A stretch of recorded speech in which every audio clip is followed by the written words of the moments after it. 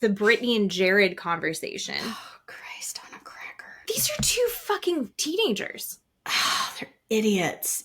Get this man off my TV. He sucks so How does hard. anyone like him? I don't know. I don't think anyone does like him. I don't know.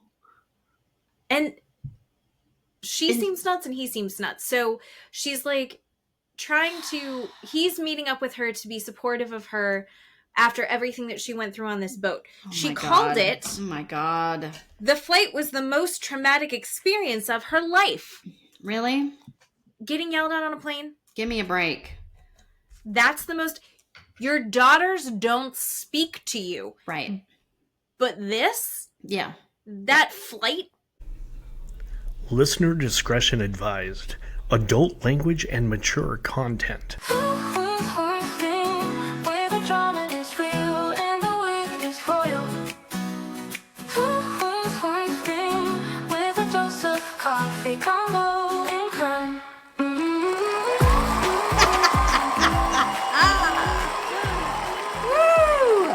Welcome to Two Queens, One Screen.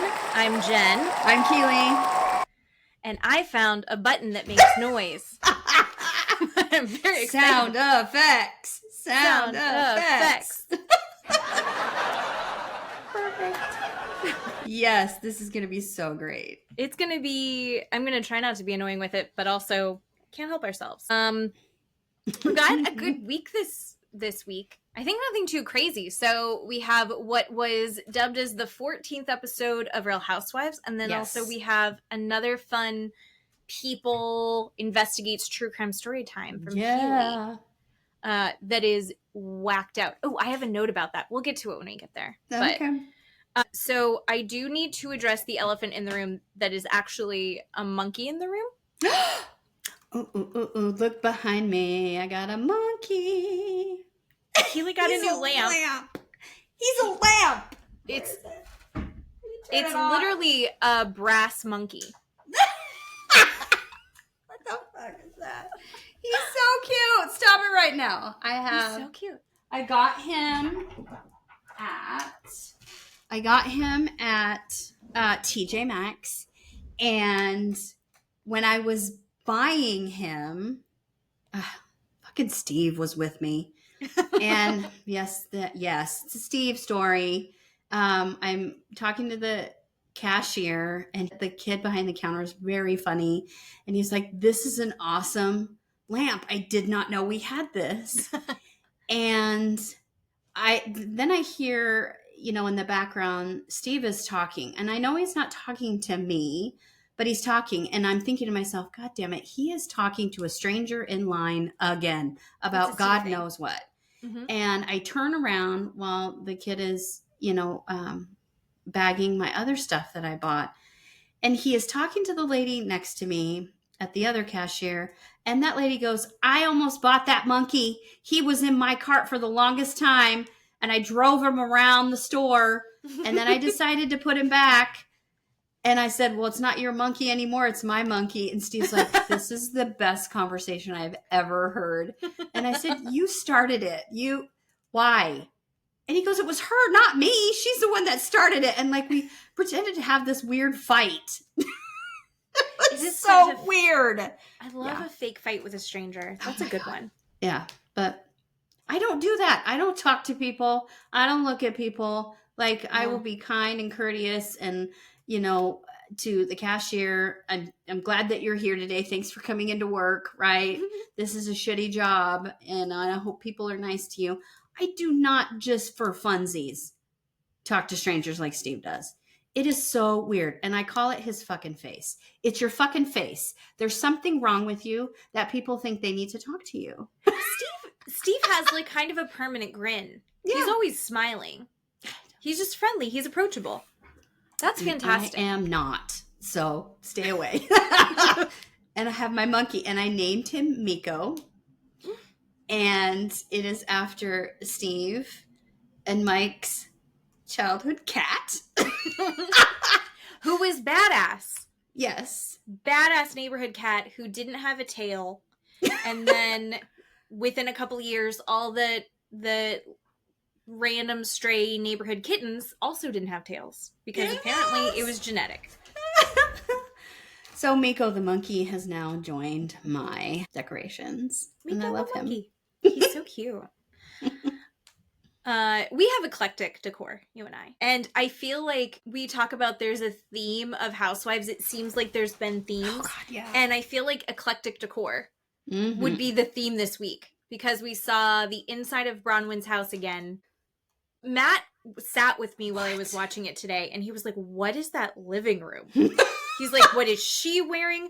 What is that living room? And then there's this guy that sticks out like a sore thumb in the middle of the room. Yes. Todd just like in a pink button up and slacks, Mr. Businessman, and everything else is like Gucci psychedelic. God, I know. It's so weird. It's a little contemporary modern. I love eclectic. I love maximalism. I just don't think that their house feels like comfortable. Yeah. You know?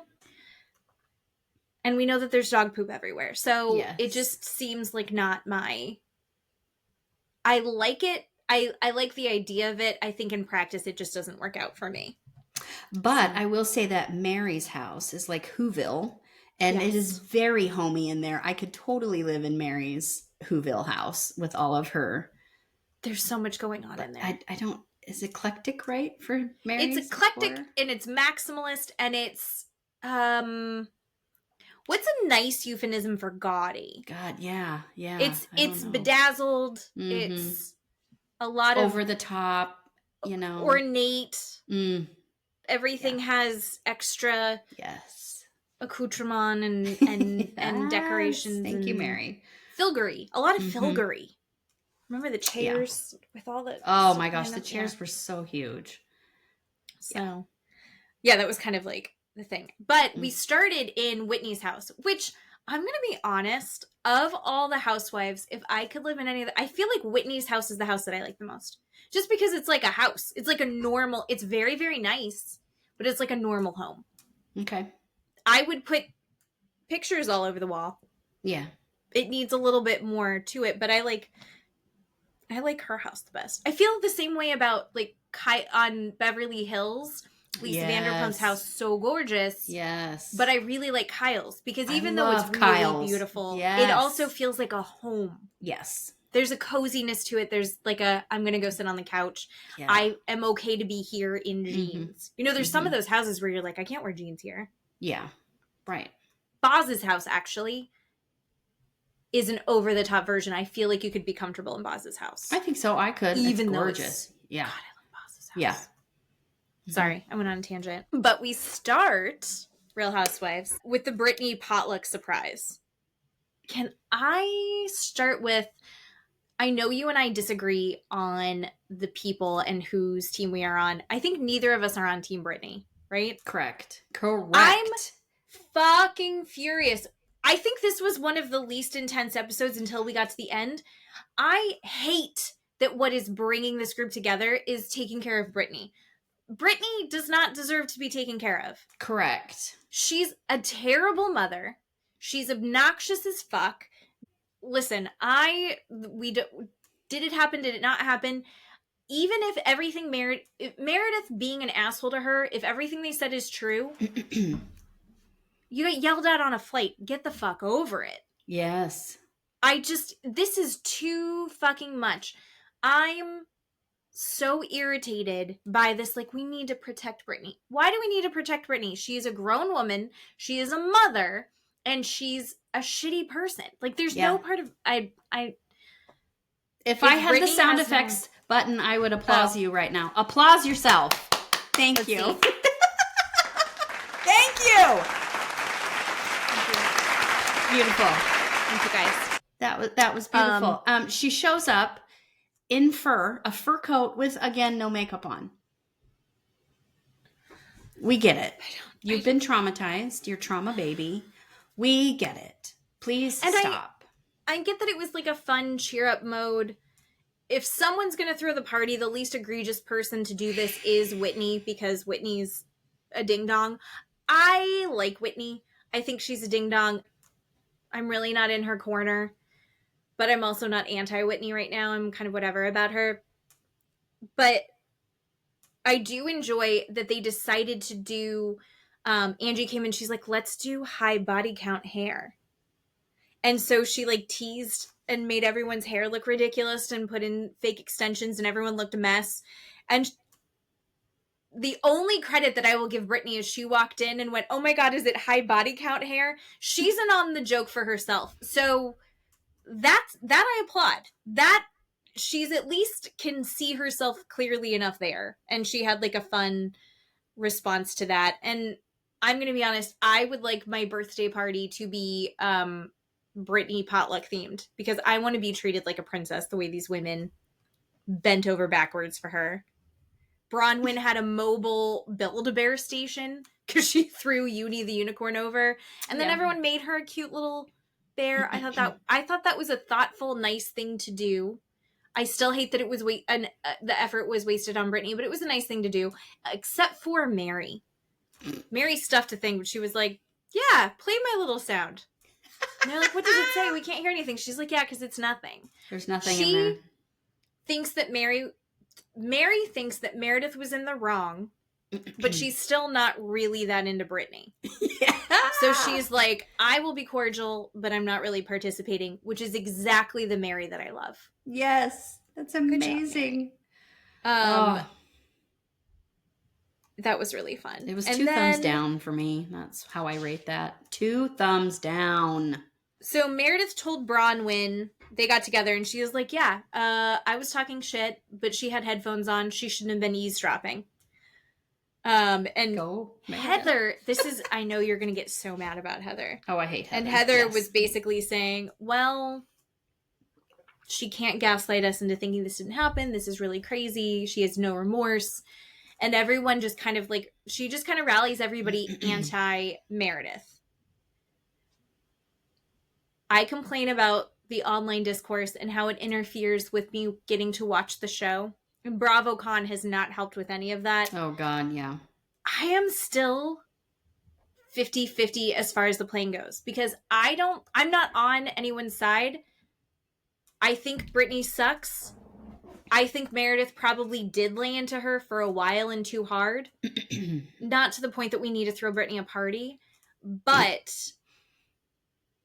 And I think that Lisa chimed in, and I think that Meredith and Lisa could be like, yeah, we did it. More than they're copping to. But I also think everyone else is exaggerating it. Do you see where I'm like, the truth is in the middle.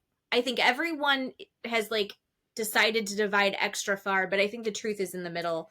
But this conversation basically just said, if you're not on Team Brittany, you're not in the Cool Kids Club. Is kind of how I felt. And I think that Mary somehow figured out how to stay Switzerland, which seems near impossible. Yeah. So then we go to Mary's church. This is what I'm saying about the over-the-top rooms. Mary's church has been redone. It's been getting renovated for 2 years. Yeah. And it is so red. She goes in and she's kind of showing her son around after the church, I guess, has been in her family for 60 years, but it's been in renovations for 2 years. And this is like, now they're officially about to have their first live service is the word. Yeah. I don't believe in God. I wasn't brought up in the church. For you. I don't know all the words. Okay. I'm not against it. You got it. Actually, her church looks super fun. But it was interesting to see kind of like the layout of it. And then she's showing her son, Robert Jr., and Robert Jr. looked pretty good. Mm-hmm. He looked better than he had. Yeah. And she's talking to him about his sobriety. Yeah. And he's talking about how he feels like he's in a better place, but it's still a struggle. And then he says that like everybody that he was cool with, that he had gone through recovery with and in the different facilities with, they've all relapsed, all of them. Yeah. And that's got to be very scary. And I think that's part of addiction is there is a cycle to it. And her first response to him was, well, have you told them to pray? have you told, and to find that. And I don't know, again, as someone who didn't grow up in a church, this is such a foreign concept to me. And she's like, put it on God, like, give it to God, let God come to you and help you and carry you through this. And she brings it up again later in the episode when she's doing her service. I don't understand it. She's you like, can't you need to just relate, to pray. right? I can't relate. You can't relate to that. No. I get that. I get that. And But, he's like, it's weird, Mom. I'm not going to say that to people. It's kind of weird to say. And she goes, no, it's not. Just say it, and then you're done. But I get that he said it's just kind of weird to say, Mom, I don't want to do that. So, but I can relate. I grew up like that. I can relate to someone saying, have you prayed about it? Have you asked God? I mean, that's my daughter. My daughter right now, she does that. So I'm around that and I hear that. So it's not foreign to me. That's just, some people choose to lean on that idea instead of another coping mechanism idea. So I don't know. I'm glad that what he said that I thought was very beautiful is that he said that while he was going through and doing kind of the steps, the program, I guess the program, and he said, one of the big tenets of it is to find that higher power. And he's like, I already know my higher power. I already know it, like that. So he kind of felt like he had some security there and like a leg up there, which I thought was really nice. Yeah. I just, spoiler alert, during BravoCon, he was in jail. Yeah. And he's having a lot of struggles still. And I think it's going to be a long road for him. But I think the way that Mary is handling it is kind of the best that she can, where she's letting him deal with the consequences of his actions, but then she's ready to be there and be supportive when he needs her. Yeah. But also not carrying him through this and not making her whole life in service to his addiction, which has got to be, as a parent, so difficult. So I think that there's like a lot of strength in Mary that I really respect. Yeah. So we love you, Mary. Even if you do run a cult. Cool. Okay. Next conversation. I don't know if we're going to fight about it or not, but I have a lot of feelings. Get it. Lisa and John go get some coffee and pastries, which is also my favorite thing to do with Matt. And they're talking, there's just the back and forth of this conversation. There's so much that was very surprising to me. So the first thing they start talking about is Jack's coming back. How is that dynamic going to be? It's going to be so great to see Jack and Henry together. Yeah. And then John says, because Jack has been on his mission. Yeah. John is the older brother in his family. And he said, I came thinking I was going to come back and be the world's best older brother, but instead I just came back and I was still just as mean. Mm-hmm. And I think in that sibling dynamic, that's like a kind of really incredible insight to hear, like, oh, you know what? We have all these high hopes. And if Lisa has nothing, it's high standards and expectations. Yeah. And she's like, oh, it's going to be so great to see the brothers get back together. And John's like, I don't know. Like, this was my experience. This is what I came back with good intentions, but like, we're still young and it took a while before we grew out of that. And I thought that was a little bit surprising that they are so different in their lens of how they're viewing their children's relationship. Yeah. Does that make sense? No, I get that. And then they start talking. She's like, you really hurt my feelings the other day when I was trying to talk to Henry about what I think about things. And I'm trying to give him advice. And he's like, are you telling him what to think or how to think? Mm-hmm. And she got very upset about that because it hurt her feelings that he had kind of corrected her in that moment. The back and forth basically is John was like, I was just trying to give you another perspective. But then he said it in front of Henry. And Henry was like, yeah, Mom, you should have said it to me this way. And I am Switzerland. I see both sides of this because from her point of view, I can't tell you how many times I've had Matt say something to our boys that's the opposite of what I've just said. Yeah. Or I'll have him comment on what I just said and I look like super strict or a Debbie Downer or whatever. And then I'm like, you just turned me into the bad guy. Yeah. I'm just trying to parent in this moment, or I'm trying to impart some advice or some thoughts. Yeah. And now I look like such, I can't think of the word. The words that are coming to my head are not nice, but I'm a bummer, right? Or a wet blanket or whatever. And so I've been exactly where she is. Now, the problem is I think that there's also times where he's done that. And then afterwards I go, but he's kind of right. Or I could have approached this differently. And maybe this would get through to them better if I did say it in a different way or approached it in a different way. And she is so defensive that she can't take any of that criticism. And what I wrote down, she said that she felt invisible, like she's not feeling validated, she doesn't feel heard. But she says a few times that that hurts my feelings. That hurts my feelings. If you say that hurts my feelings. And this isn't a new thing that she said throughout the season that we watched her.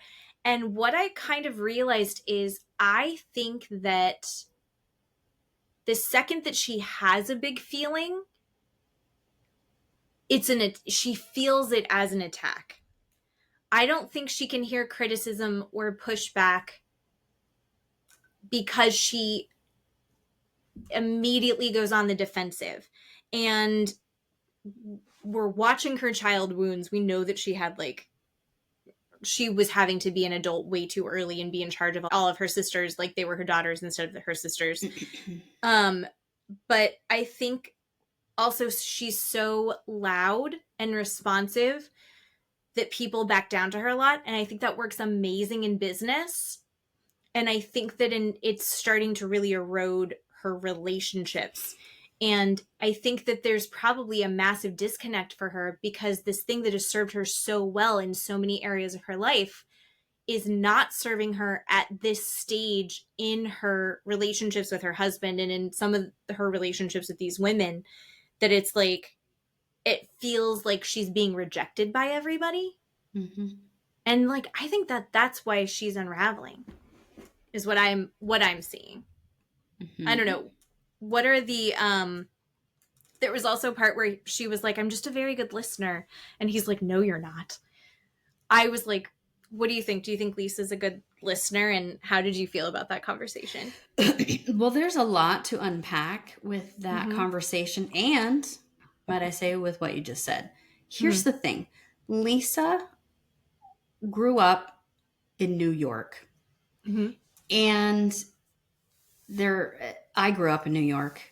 I know I can relate to Lisa's personality. I can relate to what Lisa is doing. They are very loud people. They are people that talk over you. That is just who they are. Here's the thing. John married her. He knows who she is. He married her for that. He must have loved or liked something about her. And you can't ask a person to not be who they are because you're uncomfortable with it or you don't like it.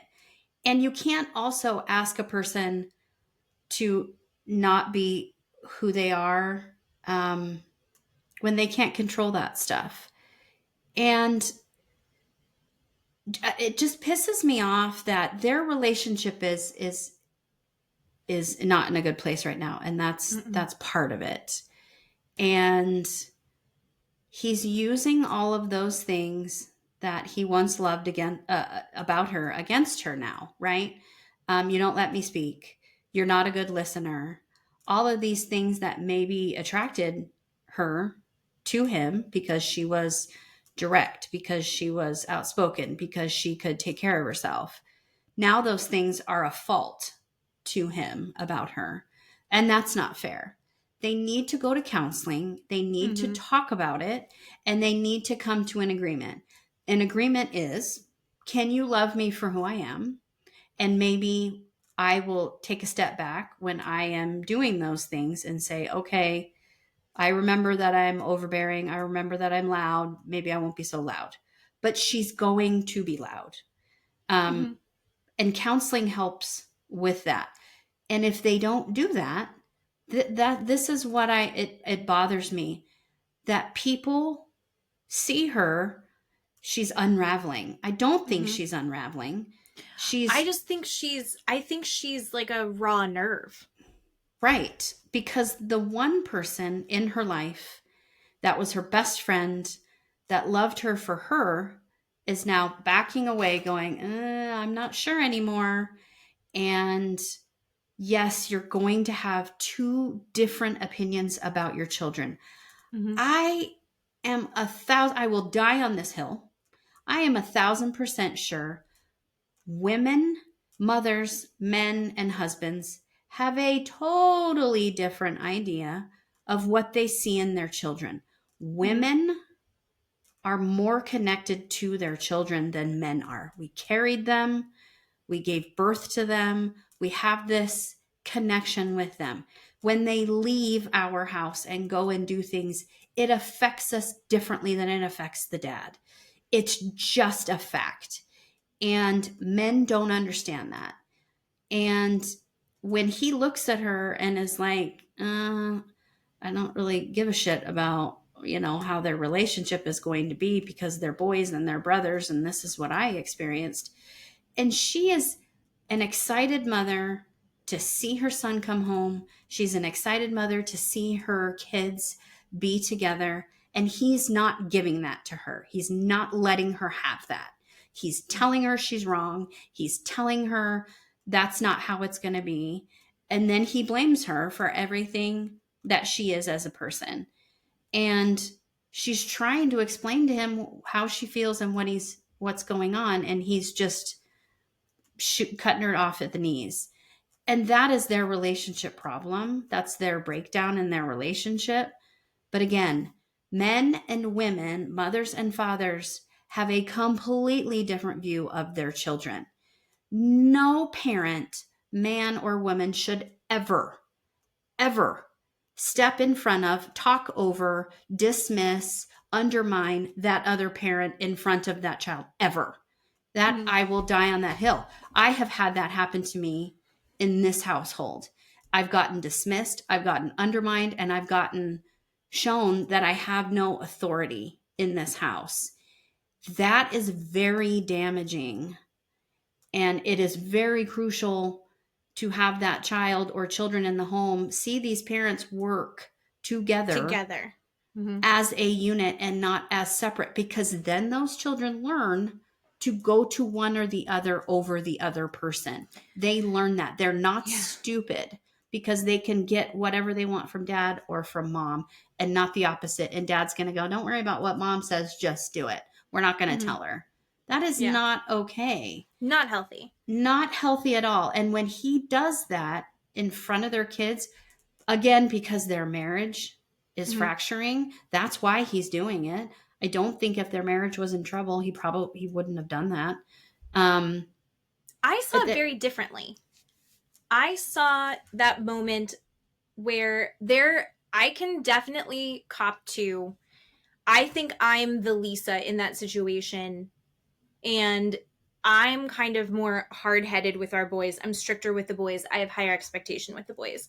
And I think that Lisa, again, I think that she's been so successful in so many areas of her life because of how hard-headed and how, like, a euphemism for kind of bulldozing situations, because she has a vision for things. And I think that he's kind of seeing, like, but that works in business, it's not going to work as well for our boys. And I think he was maybe stepping in going, well, you got to try and say it more like this, or what if you said it like this? And I think that was his intention. I don't think he pulled it off well. And then the kids saw that as the fracture in the parents, right? And was like, yeah, mom, say it this way. So I don't think he had the ill intentions. There are parts of him that you can see he is feeling super resentful of Yeah. her. And there is some malicious intent in some of how he's talking to her. But I also saw him trying to say, here's where I'm at. I feel like you don't listen to me. And she's like, yeah, but my feelings are hurt. And he's like, okay, your feelings are hurt and you're not giving me space. I think that there's a lot of, I think she isn't accepting critique or really hearing out his needs. I'm not saying that he gets to say you get to be a whole new person, but I think she's gotten bigger and bigger in the relationship.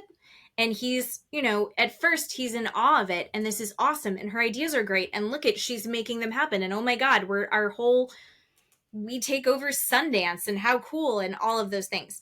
But then I think his part's getting smaller and smaller, and he doesn't share the limelight with her. He's kind of just her support. And he's like, what the fuck? Like, I'm here and nothing I say means anything. And I'm just supposed to be here shining the light on her. That's not good. He's built resentments. She's like, yeah, but look at how what I've done is done well. So why are you not okay with this? And you're hurting my feelings when you push against it.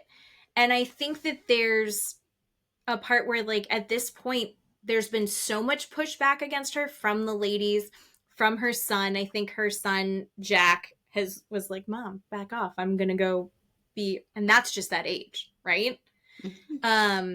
And I think that she wants everything to come back together and be back the same it wasn't. There's a lot of change here that she's like stressed, like I said, like a raw nerve. And like, why isn't this, everything feels really awful and rough. And it's like, well, can she take a step back and go like, okay, I have a big feeling, but maybe there is something I need to adjust.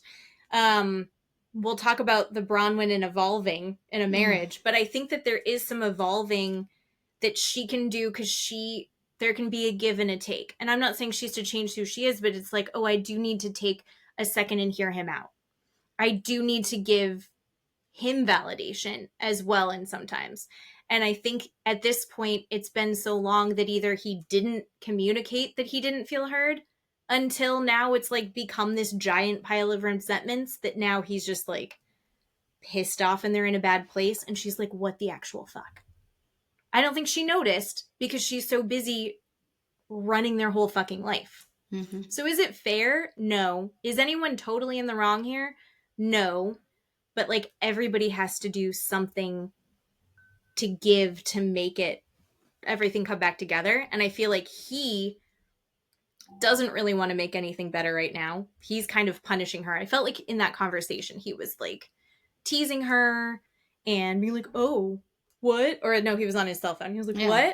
what? And that felt shitty. Mm-hmm. And she was just, I feel like she wasn't willing to acknowledge that, like, while he was being shitty, it's maybe coming from a place of he doesn't feel good either. His feelings are also hurt. Right. So and that's another thing sucked. he needs to find out. He needs to go to therapy by himself. Mm-hmm. He needs to find out why he has all this resentment towards her, you know, all of the sudden, if you will, right? Is it because he's jealous? Is it because he doesn't love her anymore? Is it because, right, any of that stuff? We don't know. Mm-hmm. He needs to first find that out. And then they need to go to marriage counseling, and then they need to talk about it, because, you know, that's not fair for him to treat her like that garbage, right? And then not let her say, but my feelings are hurt and this is how I am. I don't understand. She's saying a lot of the times that she doesn't understand. So it bothers me that, okay, John's the winner and he's poor little victim and he's being ruined by Lisa. And look at Lisa over there. She's a giant witch and, you know, she's just bulldozing over everybody. That's not fair. And it's not okay. That's not what's going on. I don't like it when people blame one person for the two of them having a problem. And it is both of their responsibilities to find out why they have that problem, right? Is he jealous? Does he not like her? Is he mad at her? Does he not love her? Like, he needs to find that out and then tell her. And then they either figure it out or they don't. That's how these things work. Mm-hmm. And it just bothers me that it's, you know, it's Lisa or John. What team are you on? No. I think it's a combination of he hasn't voiced. I mean, she's a big personality. He hasn't stepped in, right? Sure. He hasn't made what his needs are, and instead he's got resentments because he's not talking. Yeah. And then now it's been so long, I don't think she's able to listen in the same way. Yeah. And so it's very confusing to her. She's like, I don't get it. My feelings are hurt. And she's not able to hear him. Yeah. And he's not able to communicate what he needs because he's too busy being irritated. Yeah. Yeah. I think he still loves her. I mean, look at the beginning of the show. He's like obsessed with her. Yeah. You know? And I think now he's just gotten to a point where I think it's probably very hard to be a man, especially in the Mormon community in Utah, who's like just the supporting husband. Yeah. So that's got to be suck ass. But is that fair to put that all on her? I don't think so. It's I'm gonna just say it's everyone's responsibility, and I'm not taking sides. Then we have the Brittany and Jared conversation. Oh, Christ on a cracker. These are two fucking teenagers. Oh, they're idiots. Get this man off my TV. He sucks so How does hard. anyone like him? I don't know. I don't think anyone does like him. I don't know. And she seems nuts and he seems nuts. So she's like he's meeting up with her to be supportive of her after everything that she went through on this boat. She called it. Oh my God. The flight was the most traumatic experience of her life. Really? Getting yelled at on a plane? Give me a break. That's the most. Your daughters don't speak to you. Right. But this? Yeah. That flight? Come on. Yeah. And then he's like, yeah, I'm just feeling like I don't understand. And she's like, what do you mean? The flight? Like, she's about ready to explain it to him. He's like, no, I was talking to Justin. So Whitney's husband is good friends, apparently, with Jared Osmond, which is probably very exciting in their circles. But still, I kind of like Justin. I don't care for Jared. So Justin told Jared that, yeah, she's flirting. And then they show a montage of her flirting with every single man on that boat. Yes. And it was thirsty. They were there for what, 3 days? Yes. It was heavy-handed. Mm-hmm. Granted, I haven't been single in a while, but that felt it's a little cringy. over the top. It's not cute. You're not 20 anymore. You're not at a club, right? We're not doing this. It's gross and it's cringy and nobody wants to watch it. No, it's embarrassing. Yeah. It's really embarrassing. And so instead of him being there to support her through this horrific ordeal that she went through on the boat, he's like, or on the flight / the boat, he's like, but you were flirting with all these guys. And she's like, we are on a break. So who cares? We are watching two children. Yeah. They think this is a will they won't they like fun romance, and it's instead everyone's like, stop, please just get away from each other, this is ridiculous. He says that they've been on again off again for 2 years and he just wants to be with someone who's stable. Oh fuck. But then she's like, so then what are we? Do you want to be boyfriend girlfriend? And he's like, well, aren't you supposed to take a break from me for 30 days? How's that going? And she's like, cannot win. Mm-mm. And then she like stomps off, and then he chases her up a hill because they're walking next to a stream on, I don't know. The whole thing was so dramatic. And she's like, what are we? What are we going to be? Do you want to commit to me? And he's like, I want to commit to figuring it out. So he refuses to give a straight answer, which makes her feel even crazier. Yes. I'm not saying she's not crazy. I'm not saying that she's unstable. Like, I certainly don't think that she is a stable person. Yes. But I think that he goes out of his way to make it worse. Yes. And then he's like, Brittany, wait. And then he chases her. And then she's like, no, I'm done. And then they keep, what? And they keep going back and forth. It was so ridiculous. These are people in their 40s. Yeah. 50s. How old is she? 40s. At least she's 40s. He's got to be 50s. I'll be surprised if he's in his 40s. He is just, I mean, at one point he was holding her jacket or coat or sweater and she wanted to walk off and he wouldn't give it to her. I mean, how old are you? Stop it. And her hugging him right when they get there and she's just, I needed this. I needed That this. was the longest hug. Gross. Like, I just want to barf all over. Just stop with how big of a victim you are. I cannot. Just so you know, that's how long I'm going to hug you when we get to Boise. Oh. Are you going to make that moaning noise too? Oh, I needed this. I needed this. How old is she? That's what She's 54. They're the same age. Okay, so 50s. Even worse. Even worse.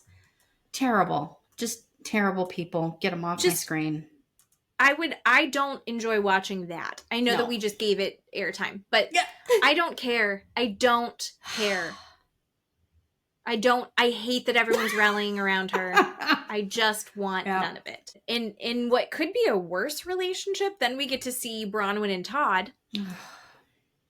Todd sucks. Todd.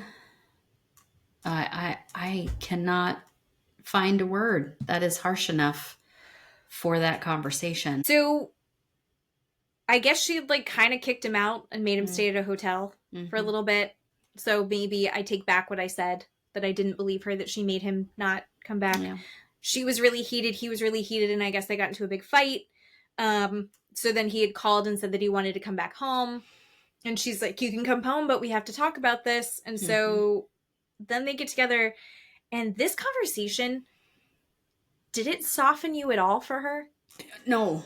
Oh, okay. No. I mean, I feel bad. I don't like watching her cry.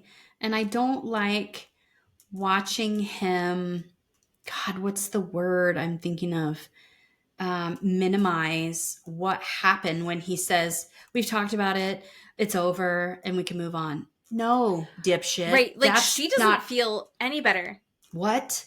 And all she's doing is being like, if you want to cheat on me, I will say okay, but we just have to talk about it first. And you're like, she's like, it's not that he violated my trust. And I was like, that's literally exactly what he's doing. What? She's like, I just don't feel like I'm good enough.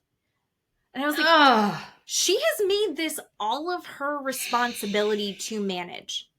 Because like, he treats her like he's her father. Which is fucking weird. It's weird. Who talks to their spouse like that? You don't do that. Well, how old is Todd? Okay, we are doing he's ages. 70-something, right? 76, 73? How old is Todd from... 70s. He's 65. He just looks like he's in his 70s. 65, and she's in her 40s, right? 45? I think she and I are almost the same age. No. Bronwyn. She's 40. 40, okay. Yeah. So she and I are very close in age, actually. 25 years apart. Younger. Yeah, literally father and daughter. Literally father and daughter. Mm-hmm. My dad and I are closer in age than she is to her husband. That's gross. Don't ever say that again. But that's true. Yeah. It's so bad. No. That's weird. It is. It is weird. Yeah, I think she's like saying that she'd consider, she literally says out loud, I'd consider doing an open marriage or something to continue to evolve with you. Like, she's like, I will do all the work to make this okay. Please don't leave me. And he's like, no, we've already talked about it. Now we're fine. And I messed up and I apologize. And let's move forward. And he's going to move on to the next twat that he looks at. Yeah. Right. And she's like, you don't need to have any weirdness or shame about your sex life. Well, you are doing this in front of cameras, Brittany. But also, it kind of needed to be addressed because he was all over Twitter doing this. But she's giving him everything when he's the one that's fucking up. Right. If you start to feel like you're not, and again, I'm saying this as vanilla square. if you feel like your relationship needs to involve people outside of it in a physical way, you have to talk to your partner before you do it. And he's not doing that. We know that he's not doing that. And she's like, okay, but what do you want to do so that, can you just tell me first? Just tell me before you go do whatever. And he's like, no, I'm just not going to do it anymore. He's been doing it. He's going to keep doing it. He's going to keep doing it. Ugh. Here's the thing. I will tell you, I'd probably give you my whole paycheck, that 9 out of 10 men, if they sat down with their partner, whom I have to say they loved, they actually were in love with, sat down with their partner looked at them as a female or whatever gender you want to be and said, if you want to add people to our relationship, our physical relationship, or can we talk about adding people, or can we talk about having an open relationship? Most men would be like, holy fucking shit. This is like my dream come true. I cannot believe this is happening. I can't believe this is happening. Yes. Steve and I have had this conversation, and he looked at me and goes, no fucking way. I would never, my mental capacity watching you with another man, thinking about you with another man, could not handle it. I would die of sadness. Right? That's the 1 out of 10 men. The other dudes would be like, fuck yeah, here we go. Here we go. This is the best. Look how cool my wife is. Look how fucking cool my wife is. I love you even more. They would be Justin, we think. Yes. They would be super psyched. He does not love her. He doesn't care for her. He doesn't want to be in a relationship with her. He hates her. He hates her. He hates her. Then why? I know my husband loves me because he's like, I would die of sadness watching you with someone. Not, well, I mean, I don't care. Like, whatever, I guess. So you're touching on something interesting there, because the first thought that you and Steve are having is the idea of you with someone else. Yeah. Because she's saying he can go for it. Yeah. She's like, you want to go fuck other girls? Yeah. I'll pick one out for you. Yeah. Right? Yeah. Like, she said that before. Not to him, but she said it to Whitney. Yes. So I imagine she said it to him. Yes. I think his thought is not, oh, I don't want to be with someone else. Or, oh, I think it's exactly that. I think he does not want to at all open the doors for her to have the option of another man. Sure. Because even if, I don't even think he's considering, oh, she might be happier with someone else. She might like someone else. I think he thinks of her more as like, she belongs to me. Mm. He's still going to go do it. He's just not going to open the door up for her to do it. Yeah. Or for her to have any say about what he's doing. Right. He doesn't want her involved in his whatever he's doing with other women. Right. He wants to keep that private and to himself. Right. And she's like, let me in.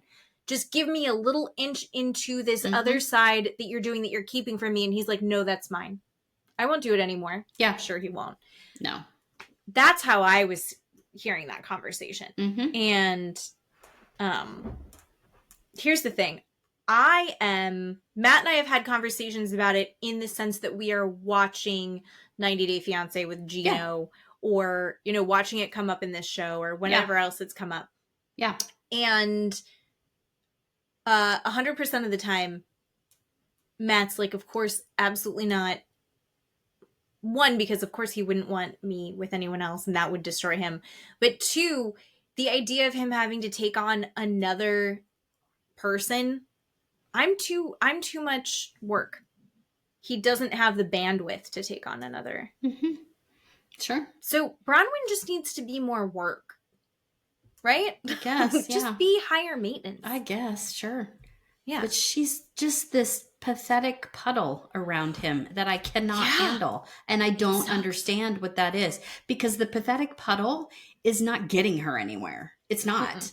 There's no movement. There's nothing. I don't know why she continues to do it. I did see someone, was it Facebook or TikTok, that said, it was like a therapist that had Muzzy and Todd in a picture and basically said that Bronwyn, right, is seeking out, right, what's happening in her life through another person, right? Because her mom treats her like shit, and so then she seeks out a partner that treats her like shit. I totally because believe. then maybe she can make that work. Yeah, and I don't yeah. think it's conscious. Like I don't think No. she's thinking Yeah. I'm going to pick someone that's really critical and Yeah. withholding. Yeah.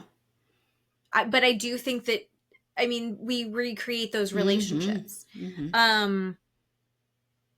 Yeah, that it sucks. I feel very badly for Bronwyn. I love Bronwyn. And one of the things that she said during BravoCon was that, you know, Todd had basically said in her first season, you need to speak up. You need to stick to your guns. You need to stand up for yourself. Mm-hmm. And that now this season, it's been very surprising. He hasn't appreciated that she took that advice and she's been using it. Yep. But she's also using it in their relationship and that he doesn't appreciate that. Yeah. Yeah. So, yeah, I think the whole thing was confusing and it sucks. I don't. Thank goodness our husbands are so great. And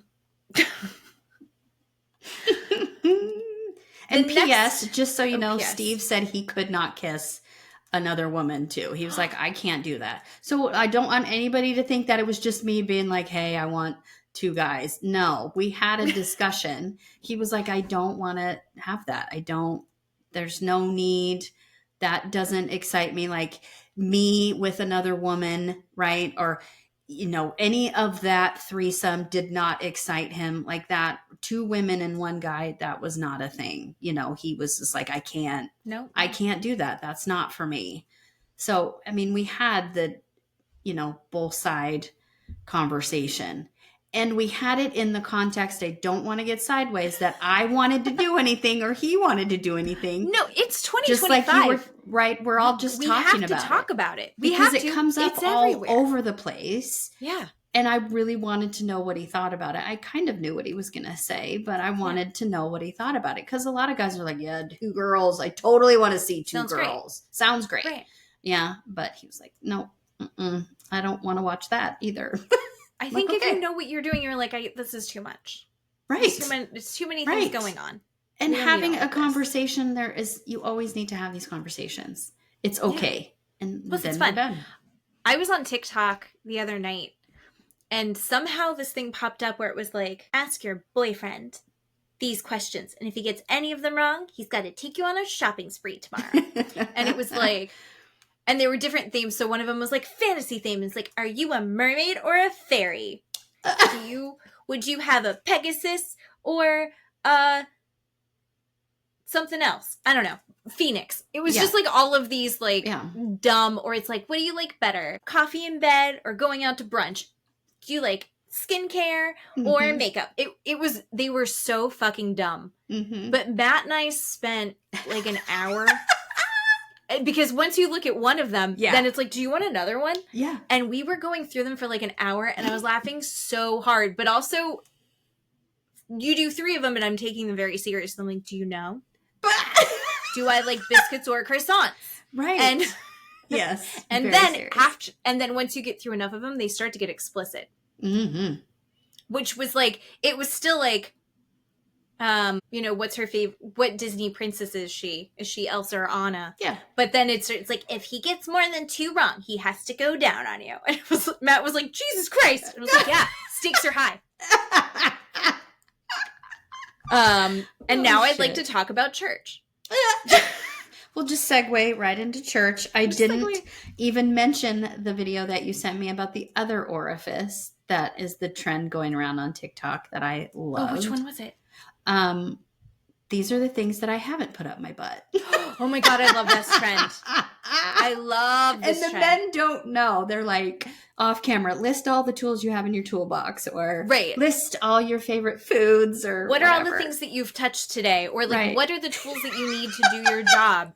But instead, it's under the guise of, these are all the things that my husband and I have put up our butts. Yes. Me, obviously nothing. Yes. And then the husband's like, screwdriver, impact drill, hammer, pressure washer. And you're like, holy shit. It's amazing. So funny. Yes. My favorite one was that I just saw today was this one. It was like, hey, so that trend. Me, obviously nothing, but nothing? Nothing? I mean, obviously me also nothing, but nothing? We've obviously put nothing in our butts. That's obvious? Okay. Oh, God. So I thought that was fun. Yeah. Put stuff in your butts. It's fun. Probably not a power washer. That's dangerous. No. No? Okay. Church. Is there a sound effect for wah, wah, wah? I don't know if I have Right. one of those. I don't know. That's kind of what that felt like. That drum roll. sadness. There we go. I hear it. Yeah. It wasn't playing for me. Okay, so let's talk about church. First and foremost, it was locked. Mary couldn't get in. So she comes in and she meets up with her cousin, the contractor, who he just seems like a nice guy. He takes forever to get anything done. It took 2 years for that to get done. She was still finding things wrong with it. But her little like waiting room, quite chic, quite posh. The molding, the chair rail was gold. Ooh. But she's explaining to her cousin that she didn't bring Robert Jr. because he got in the car with her and she could tell immediately that he was high. And so she said, today is not his day. Yeah. And when it is his day, I will be there for him, but his day is not today. No. And she went in and she had her service and ran her service and she still did it. And I thought that was really powerful because you could tell that is so hard for her. Yeah. But it's like that the rest of the world, my whole world can't stop. Because of the choices that he's making. And as a parent, that seems so impossible. Yeah. But also I feel like when she said, we talked about just ask God or have God help you. I think that's a lot. Like she leaned into, her spirituality and her loving church and doing that service so much that I think that helped her, right? She believes that, being one with God and talking about it and passing it on with other people will help her feel better and deal with, her son's relapse. I think it was super important for her to do. She needed it. She needed it. So having that strength in her congregation, and I think that gives right back to her. So as she's there, she said that she feels like she came into this world to be a messenger. Yeah. And it seemed like a really fun service. I thought that was really, I remember going to like Mormon church with my grandparents and I remember being very quiet. Oh yes, we don't do that. We don't have a band and we don't dance and we don't shout out loud. No. That was awesome. Whatever that church was awesome. Yeah. And then I've been to Catholic church with my in-laws a couple times and everyone's like standing and then sitting down and everyone knows what to say and everyone knows when to sing. Yep. And I was like, how does everyone know all this? Yes. Right. And saying all the things. But yeah, so hers seemed like more fun. Like if I'm going to go to church, I'm going to that one. Heck yeah. And her bedazzled Bible and gold microphone. Yeah. This Mary style. I loved that for her. I mean, it was very Mary. It all made sense. It all made a lot of sense. And during her sermon, she said that she doesn't plan what she's going to say. She just says whatever comes to her. I love that. And she was reaching out to each of the women, and I think in a really beautiful way. And she also had said to her, she's like, I'm thinking about my mom. Like, it's kind of a flow of consciousness, which I think that, like, if you are a messenger from God, like the flow of consciousness thing is a venue that feels very legit, I guess. Yeah, absolutely. But it also was a little cutting. She said that she was thinking about her mother who had died a couple months ago, and she was not invited to her mother's funeral. And then she said, but what about her soul? Yeah. You got to do good things. You got to think good things. And we know that she and her mom had a big rift and that she doesn't believe that her mom was a good person. So she just announcing that she doesn't think her mom went to heaven. Oh, whoops. Is that what that was? I guess. I don't know, but I love the undertone of that. Yeah.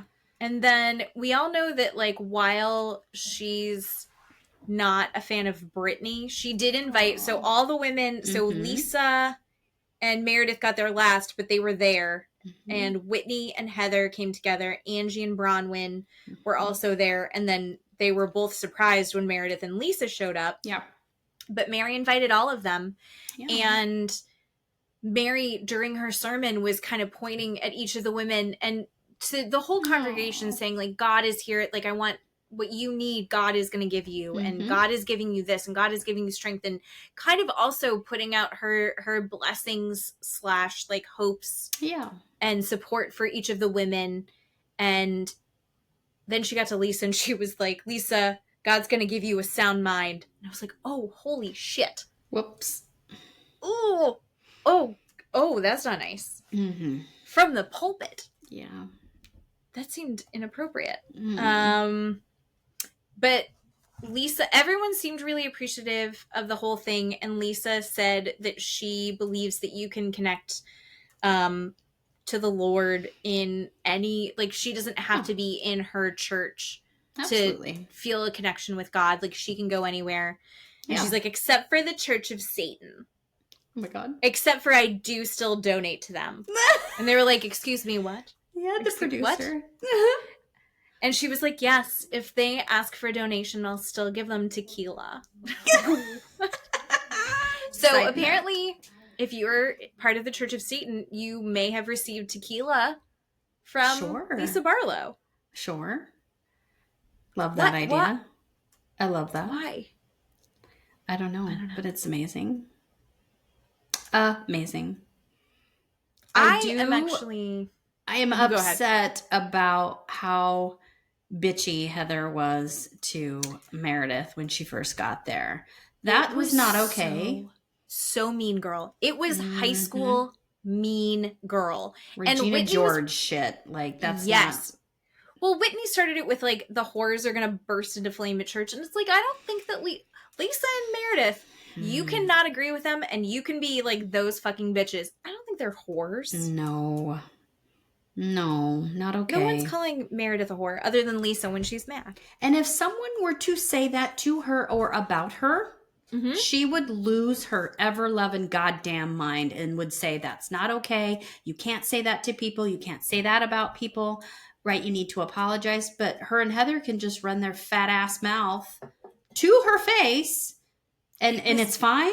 Like, they were like, oh, we didn't think you were coming. And then Heather's like, don't make me stand next to them. It was childish. Oh, and then Meredith has a boot because she has a sore toe.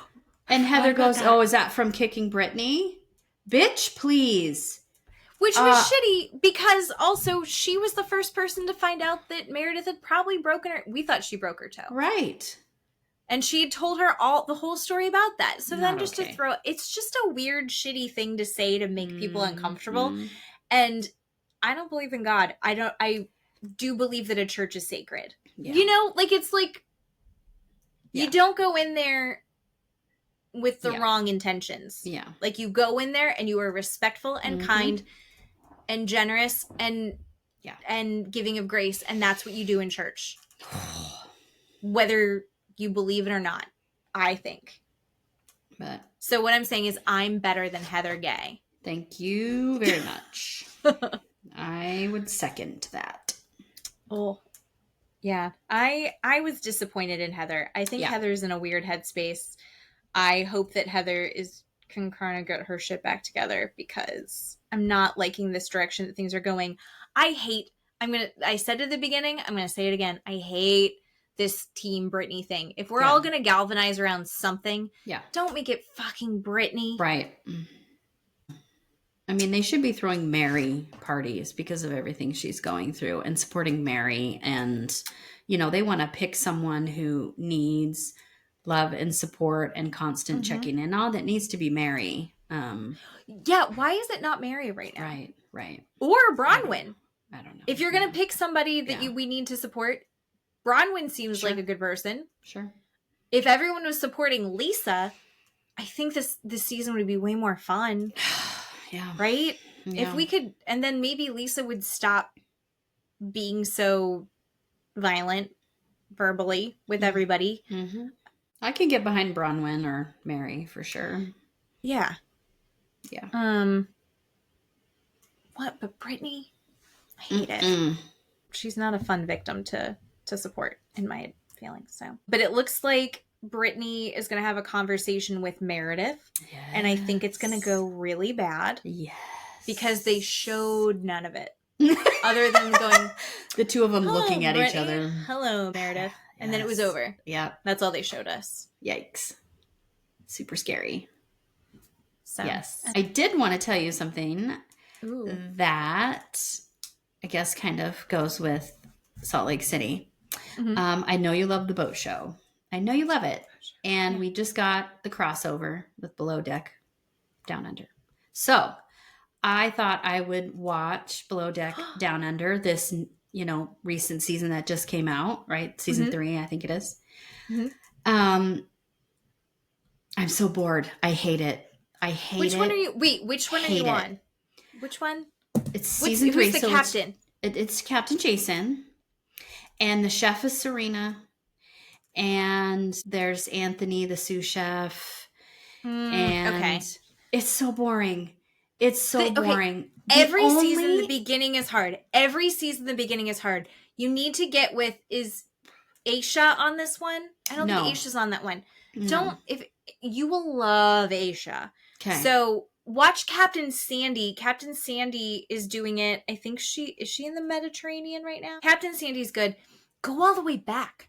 All the way back to the beginning. Okay. Watch it with Captain Lee, Stud of the Sea, and Kate Chastain, who is on Traitors 2 seasons. Yes. She's, oh my God. If you like her and you haven't seen her be a stew, no stew has touched what Kate Chastain could do. Okay. And then Chef Ben, fucking Chef Ben, Captain Lee, Stud of the Sea, he says the most. He's an old crotchety old sailor, right? Okay. But he's also on these like super mega yachts, but he's like, I swear to God, they don't get their shit in order, I'm going to eat their ass. And you're like, that's not what you meant. That's not what you meant, sir. But he's also he's very scary. Okay. But he's also like, he just says the wrong thing sometimes. And you're like, you sweet old man. Okay. I love him. I'm in 3 episodes in. The only interesting thing is the charter guests, they have anal beads. And the crew doesn't know what to do with them. They have dildos. They don't know what to do with them. I think that season wasn't that good. And I'm going to be honest. Can we talk about them for a minute? Because this is so boring.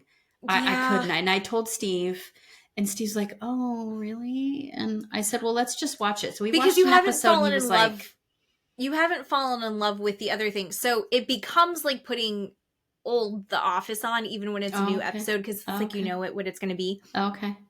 But that season, Fraser is a really good stew. I really enjoy anything that has Fraser, but he's not, and I'm saying it wrong. I know that I'm saying his name wrong. Okay. But yeah, go all the way back to Kate Chastain because she's so fucking hilarious and chic and mean. Okay. She's even mean to the guests sometimes. Nice. There was this one guy who was a really high maintenance guy, and he was very gay. Mm-hmm. And so, you know how they do the fancy folded towels? Mm-hmm. She just made a giant penis out of towels on his bed. And she was like, I thought that was nice. I was doing something special for you. And he's like, I feel like you were calling me a dick. And she was like, that's one way to interpret it. She's awesome. Okay. That below deck isn't good. The below deck right now is really good with Captain Sandy. Okay. Well, thank you for starting it. Yeah. All right. I will power through and see if I can figure something out.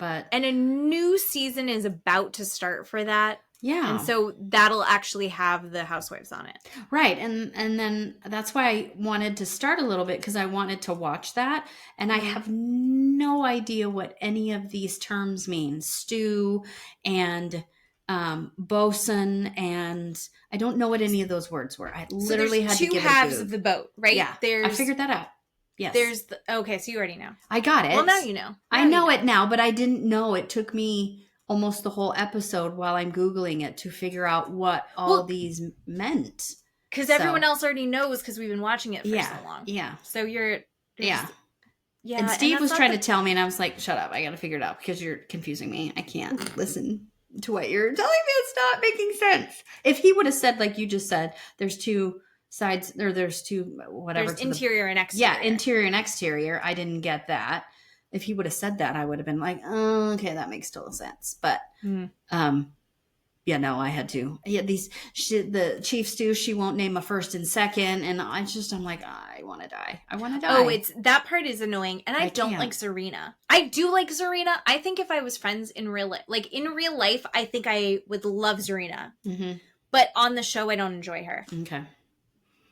She's got a lot of growing that she needs to do still. She was bullied. She was bullied in high school, and it has left its mark, and she's like 30. And you gotta move past that. And she hasn't done the work to move past that yet. We can cut all this out if you don't want to put it in there. We might. Like 10 minutes. We might not. I don't know. But I'm excited. I'm excited to see what Steve thinks. And then when we get there, Matt and I are watching Captain Sandy right now. So we'll have to watch that. I'm sure Steve's watching Captain Sandy. Yeah. So this season with them is actually pretty good. Oh, okay. Now that we've gotten through that. So we're just going to go into some true crime story time. Whispers in the dark. Truth leaves a mark. True crime. And we can segue to say that the clownery and buffoonery of the Real Housewives is now going to be segued over to this true crime. That's good. That's Clown really good. Town. Clown Town. This one was really good. I love these quick mini. They're easy to watch, and I liked that you picked this one. You know that's right next to where Dad used to live. No, I wanted to ask you about all the location. So they talk about West Palm Beach. Yes. It's in Wellington, but that is directly connected to West Palm Beach, which is where Dad lived before they moved to the Villages. Nice. So this again is on HBO or Discovery Plus. Like you said, it's another People magazine investigates. This one, so last week was season 5. This one's season 8, episode 3. And it's called Sex, Clowns, and Murder. Yay! I hate clowns. And that's why I chose this, because I'm like, this is going to be awesome, because I hate them. I thought you liked clowns. No. I thought you like the Terrifier. Isn't he a clown? He is a clown, but he kills people, so I give him a pass. You're like, that's the kind of clown that I can understand. Correct. Yeah. You don't want a clown that's trying to make you laugh. God, no. Or it just shows up like at a weapon? Correct. Sure, I'm down with Art the Clown. I've never seen... Okay, so Keely and I both like horrors, but I think you like something gory and crazy and ridiculous. I like it crazy and ridiculous because it makes me laugh, because it's so stupid. It just tickles something in my chest that I'm just like, he is sawing her in half. That is the funniest thing I've ever seen in my whole life. And Steve is sitting next to me mortified and shaking. And he's like, I have to watch a Disney movie. I can't get that out of my head. And I'm like, that was the funniest thing I've ever seen. He's like, there's something wrong with you. There's something wrong with you. No, he's terrified. He cannot handle it. And so I've been not wanting to introduce Art the Clown to him, because he is very sensitive. And he was okay with it. We had to hold hands, and we stopped a lot. I don't think you would like it, so I'll protect you from that. I like a horror movie, but I don't want a lot of gore. Like, I don't like body horror. Yeah. I don't like to see all the blood and guts. You and I both talked about a while back Bring Her Back. Yes. That has, I think it's got, that one is Yes. a good medium for me, where like Sure. there is some gore, and there's some like, Mhm. there's like a kid and he's like biting on a knife, and that's Yeah. awful. And Yeah, then yeah, there's, yeah, like, yeah. there's a Yeah. spoilers. Yeah. But there's some awful stuff in there, but it's also more psychological, and I Yeah. like that. No, I get that. I'm down So with that. I love a ghost. I love a demon. Yeah. I love a cult. Yes. I don't do as well with the gore. So like, I hear I'm not ya. going to watch The Terrifier. I'm not going to watch anything with like, I did watch one of the ones, what's the thing with the pinhead guy? Oh, yeah, Pinhead. Yeah, that's Hellraiser. Hellraiser. I watched Yeah. one of those. I thought it was incredibly well done. Like Sure. it was the new one. I thought the effects were really good. I Yeah. didn't enjoy them though. Like getcha. I can see the art and the skill of it. I didn't like it though. I get you. I hear you. No, I'm down with Listening to that. classical music, I'm not. Yeah, it's and great. you probably didn't watch any of the Saw movies, right? Or I did saw you? the first one. Okay. I did see the first one. This is before I met Matt. Okay. And this guy had like invited me over. We were on a MySpace date. He invited me over and he was like, we should watch Saw. And then we watched Saw and I was like, this sucks. I don't like it. I think I'm done. And it was probably 8 minutes before the movie was over. And I was like, I'm going to go. I'm done. Like, this movie's boring. Don't like and you. gross, and I'm not into it, and I left. And then he was like, you can't leave, and he got weird about it. He's like, you have to watch this. And I was like, no thank you. And so then I got up and left, and then I was telling my friends about it the next day, and I was like, yeah, we were watching Saw, and it was so dumb. And I was like, so I just left, and he freaked out, which is creepy and weird. And they're like, no, it's because the whole thing is you have to see the last 5 minutes of the movie. Or the last 2 minutes of the movie. And I was like, well, I didn't, so I have no idea. And then, I'm not going to watch any other Saws. No, I get that. I hear you. So all I know is, spoilers, the dead body that was in the room with him wasn't actually dead or something. Yeah. Yeah. I get you. I hear you. Look at you. Whoop, whoop. Big deal. Who cares? Okay. Quit it. And that guy sucked. See, you can just laugh about it. See, that's why I enjoy them, because I laugh about it. Okay, but talk about this. Sorry, this one. Real life. This is real life, people. And it involves a clown. Someone dressed up like a clown. And we're talking like John Wayne Gacy, like clown suit with the paint and the wig and everything. But this takes place... and like just a reminder, People Magazine investigates. These are stories that People Magazine has published in their magazine. And then they do a documentary where they do reenactments, and you get police video footage and interrogation footage and things like that. So this, like you said, this takes place in Florida, in Wellington, Florida, in 1987, which you said, again, is in Palm Beach County. And fancy, nice area. Fancy areas that I don't know anything about because I don't have any money. But they explain that in 1987, Wellington was a relatively new development, and it was very sparsely occupied. There wasn't a lot of people there. And the surrounding areas apparently were largely in the equine industry. So you had to have a racehorse or some sort of show horse or something like that. But the story is about a 37-year-old woman named Marlene Warren and her husband Michael Warren and their 2 sons. So we learn that Michael is the stepdad to her 2 sons, but their sons call him dad. And it was a little confusing throughout the show, because we know he's the stepdad, but they do call him dad. So they'll say, I called dad on the phone. So anyway, so the family moves in 1987 to this really posh neighborhood called the Arrow Club. And it's apparently this gated, private, upscale community. And they were showing the houses were really big, really nice houses. And it was Arrow, AEROW. RO. Yeah. So, like, these are people who, like, have planes Yes. Very true. as, like, part of the community Yeah. development. There's, like, a little plane runway situation going on. With Michael, the stepdad ends up getting a plane later in the story. And so that totally tracks for this neighborhood. Do you have any of these kind of neighborhoods around where you live? So around where Dad is, they exist.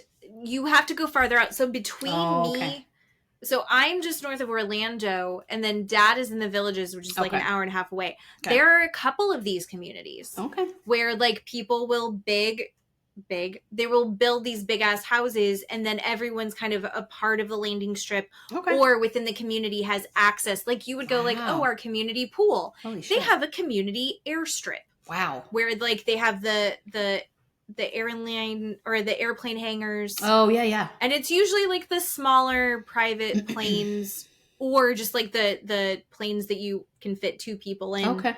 And then you just do that for fun, I guess. But there are several of those down here. Florida's very flat, so it's a good place to do it, I guess. Yeah.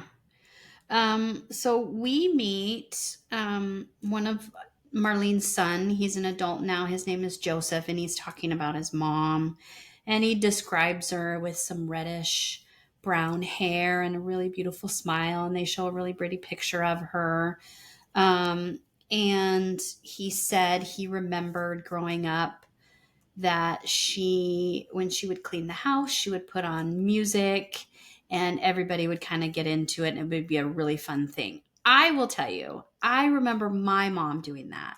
My mom would wear these muumuus, have her hair in curlers, and we had a record player, and we had the floor speakers that were gigantic and huge, and she would put on Pink Floyd or Creedence Clearwater or the Beatles, really loud, and vacuum or sweep or dust.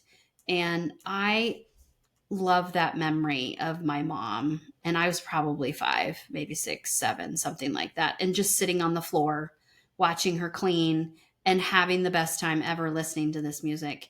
And I have those records still to this day. Yeah. But that's what that reminded me of when he was saying that's what we used to do when we grew up as a kid. Is she would do that when she would clean the house. And to this day, I do that when I clean the house. You can ask Steve if he and Peyton come home and the music is on incredibly loud in here, I'm cleaning. That's what's happening. And she will come in and she'll be like, yeah, she's cleaning, like that, because he can hear it from the street. And that's kind of how I grew up. And I really like to do that. And it's even better when they're not here. Not that I don't appreciate the help, but... No, Matt loves when we're not home. He gets so much done when we're not home. Yes. Yeah. So I relate to that, and I still do that. But anyway, they explain that Michael and Marlene own multiple businesses, including rental properties. And so they must have some money somewhere to be able to live in this neighborhood. And... Michael, we find out. So Marlene is the manager to these rental properties. That's what she does. And Michael owns a business called A Bargain Motors. That's both rental cars and car sales. And so that's what he does. Joseph says that he explains that he and his brother John lost their biological father when they were really young. And then Marlene married Michael, and Michael became really close to them. And so they started calling him Dad. And the 4 of them were just, they were a really good family together. So they tell us that, like I mentioned earlier, when the boys start to get into their later teenage years, they have more time for doing things that they love. So Michael then buys an airplane, and it's just the small, like Cessna kind of 2-seater airplanes. And then he is buying racehorses and going to the racetrack too. So he's doing a lot of that as the boys are getting older. And then Marlene she is a very talented painter. So she starts painting pictures of clowns, and they're very beautiful. They show us a couple. I mean, the paintings are very impressive. There's Yes. real skill and talent behind that. Yeah. But just I don't know that I want a house filled with clown paintings. Isn't that like a thing? What was that show? Like The Good Place? Oh yeah. Yeah, it's like the paintings are incredible, but they're all of clowns, and Yeah. you're uncomfortable. I will tell you, the reason why I have a fear of clowns is because when I was young, when we lived in California, we had a relative, an aunt, a great aunt, something like that, once removed. Anyway, and then my maternal grandmother, my mom's mom, did a lot of crocheting and knitting too. But this one woman that we would go to her house quite a bit, she was obsessed with clowns. And there were clowns everywhere in this woman's home. There were those black velvet paintings of clowns on the wall. There, she would crochet clown dolls. She would buy the ceramic porcelain clown dolls. They were everywhere in this house. And it might be my psyche being crazy, but they looked like the clown on Poltergeist that strangles that kid with the weird face. Yeah. Like they looked like that, even the crocheted ones. She gave me a crocheted one that had the floppy arms and the floppy feet that you could, put up on a mantle, and the legs would hang over and stuff. I hated that fucking thing, but my mom made me take it and keep it in the house. And then I had to bring it over when we would go to her house. I hated that thing. And this is truly why I'm terrified of clowns, because they were everywhere in this woman's house. I don't remember her name because I have blocked it out. It scared the shit out of me. Anyway, so Marlene loves clowns. And like I said, we get to see some of her paintings. So Joseph tells us about, a year after they moved there, around 1988, they have a tragedy in their family. So John, Joseph's older brother, is 22, and he gets into a car accident and dies. They show a clip of the article that explains that John ran a stop sign and hit another car and died. And so that's how his brother got killed. And it was, really sad for the family. And Marlene had a hard time dealing with it, like any mother or family would. But the other person apparently in the car accident lived. She was fine that he hit, but he died. And so Joseph is explaining, everybody's kind of struggling to even get out of bed and, brush their teeth and put their clothes on and stuff like that. And, Marlene one day when Michael was leaving is saying, well, I need you to be here with us. Our son just has died and I need your support. And he, according to her, doesn't. He just leaves and goes to work. And so he is not, being this, I guess, supportive father figure for them, trying to deal with the death of, her son and Joseph's brother. Joseph said after that, Marlene sat him down and said, look, I want a divorce from your dad. He doesn't seem like he's checked into the relationship, and I just don't want to be in this marriage anymore. So we find out that one morning, about 2 years or so after John's death, Joseph had some friends over the night before that had spent the night. And that morning, in 1990, Marlene's making breakfast for everybody.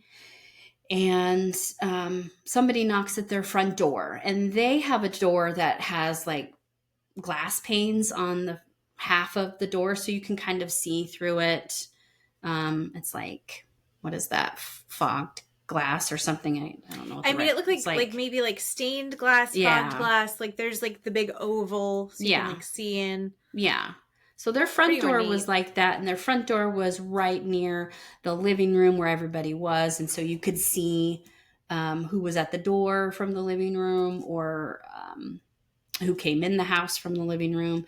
So he said, they heard the knock at the door, and Marlene said, "I'll go get the door." So Joseph said he noticed when she opened the door, there was a clown, somebody in a clown suit with the clown nose, right? The wig, the white makeup, and the full-on clown suit standing in the doorway. And Marlene is really happy. She's like, "Oh, look at that. That looks so nice." Because she loves clowns. And then Joseph says, "I heard a balloon pop. And then my mom fell over." And he's like, "I didn't know what was going on. It just all happened so fast." And then he said, when he looked over after he heard the noise, this clown was bending over into their home, bending over his mom, and looked over at him, and then stood back up again, and then left. Was in no hurry, didn't screech any tires, just walked away kind of nonchalant, like nothing had happened. Joseph gets over and goes over to his mom, who's laying in the doorway, and he said she's making this gurgling noise. And he looks down at her, and she has been shot in the mouth, in the face. Mm. And so he calls 911 and asks for an ambulance, tells him what happened. He watches the clown get into a car, a Chrysler white LeBaron, and then just drive away. So he notices that. Mm-hmm. And he says his friends stay with his mom, but he gets in their car and tries to chase or find this clown in this white LeBaron. So he is driving away, trying to catch up to this person who just shot his mother. He says he gets to a certain road or boulevard, and he has lost the car. He's lost the white LeBaron, and so he turns around and comes home. He gets home, and obviously all the police are there, right? And the ambulance is there. And they have taken, while he's gone, they've taken Marlene to the hospital. And the police, ask him what happened. He tells them what happened. He tells them that, the clown shot his mom. She fell over. But he did notice that the clown had brown eyes and was wearing combat boots, like army combat boots, and was very tall, like 6 foot, and probably, thin, mannish build. So he notices all of that, tells the police that. The police say, "Okay, your mom's in stable condition. We've taken her to the hospital." So Joseph calls Michael, and he calls him on his car phone. Ladies and gentlemen, this is 1999. They had a phone that was as big as my 90, right? As big as this. Their car phone was gigantic. It's as big as a water bottle, people. Calls him on his car phone, and Michael is in the car driving to a horse race to watch one of his horses at the racetrack, and tells him, Marlene's been shot. You need to come home. So Michael comes home, and they both go to the hospital. While they're at the hospital, the police are still at the house, and the police are searching the house, and they find out a couple of things. So they look around the front area where she was shot, and like the porch and like the entryway, and there's no shell casings. There's no casings anywhere. And that tells them that the gun that was used is a revolver and not a pistol, because pistols expel those shell casings and revolvers don't. So they know that has happened. Also, they find this white wicker basket full of multicolored flowers and some balloons, like mylar helium balloons there also. And they show some crime scene photos. There's some blood on the entryway and some blood on the flowers. And so they find those things at Joseph's house. So Joseph goes to the hospital, and the doctors are operating on Marlene, and we get to see an x-ray of poor Marlene's face. And it's a side view, and her teeth are just in this jumbled mass. They are all over inside of her mouth. And the bullet has gone in her mouth, through her teeth, past her throat, and is lodged now in her spinal column.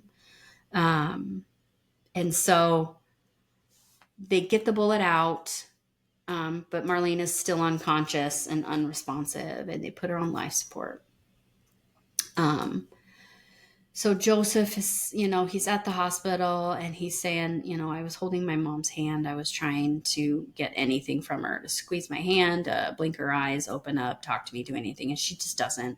So after 2 days, they take her off life support, and Marlene dies. You know what? I would probably do the same thing. I always think about that. Like, life support, there's nothing there, right? I mean, I wouldn't want to be alive by machines. I don't know. That has to be terrible. So they take her off life support after 2 days after the shooting, and Marlene dies. And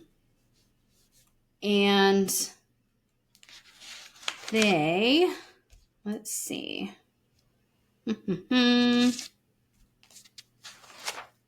So they have a funeral. That's 4 days after Marlene dies.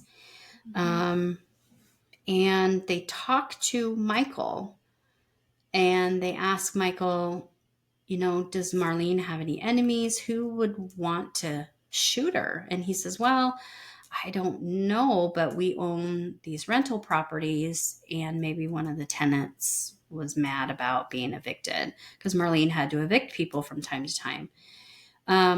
They do show an interview with some tenants that all claim that they loved Marlene, and they were devastated that she died. And so that was kind of a dead end. They didn't think that the tenants had anything to do with it. And we find out that she has been managing 20 properties. I don't even know what that must be like. But they have 20 rental properties that she was managing. And so they determined that, none of the tenants had anything to do with it. A few days after that, they find what they think is the white LeBaron that the clown was driving abandoned in a grocery store parking lot, not very far from the house, about 8 miles away from the house. And so they tow it back to the police station to be processed. And they do find some evidence in this car. So they take out the 4 floor mats, and the floor mats have this orange fibers on it that looks like it could be from the clown wig, and some long brown hair in the car also. So then they start looking at where this clown costume came from. And there's not very many places apparently near there that you can buy or rent costumes. And they go to all these places to see if anyone had rented or bought a clown costume within the days of the shooting. And they do find one costume shop called the Capizio Spotlight, where we get to talk to this clerk. Her name's Deborah, where she remembers a woman when she was closing one day. So it ended up being 2 days before the shooting. She's in the store, she's closing the store, and this woman is pounding on the door trying to have Deborah let her in. And she's like, hey, we're closed, come back tomorrow. And this woman is very insistent and says, no, I need a clown costume and I need it now. And so she lets her in, and she shows her the clown costume that is, white on one side and multicolored, like hot pink and orange on the other side. Gives her the clown, the white face paint, and this orange wig that she said, the woman's like, this is perfect. Buys all of this with cash. So the police don't have any sort of, transaction that they can go on to find who she was.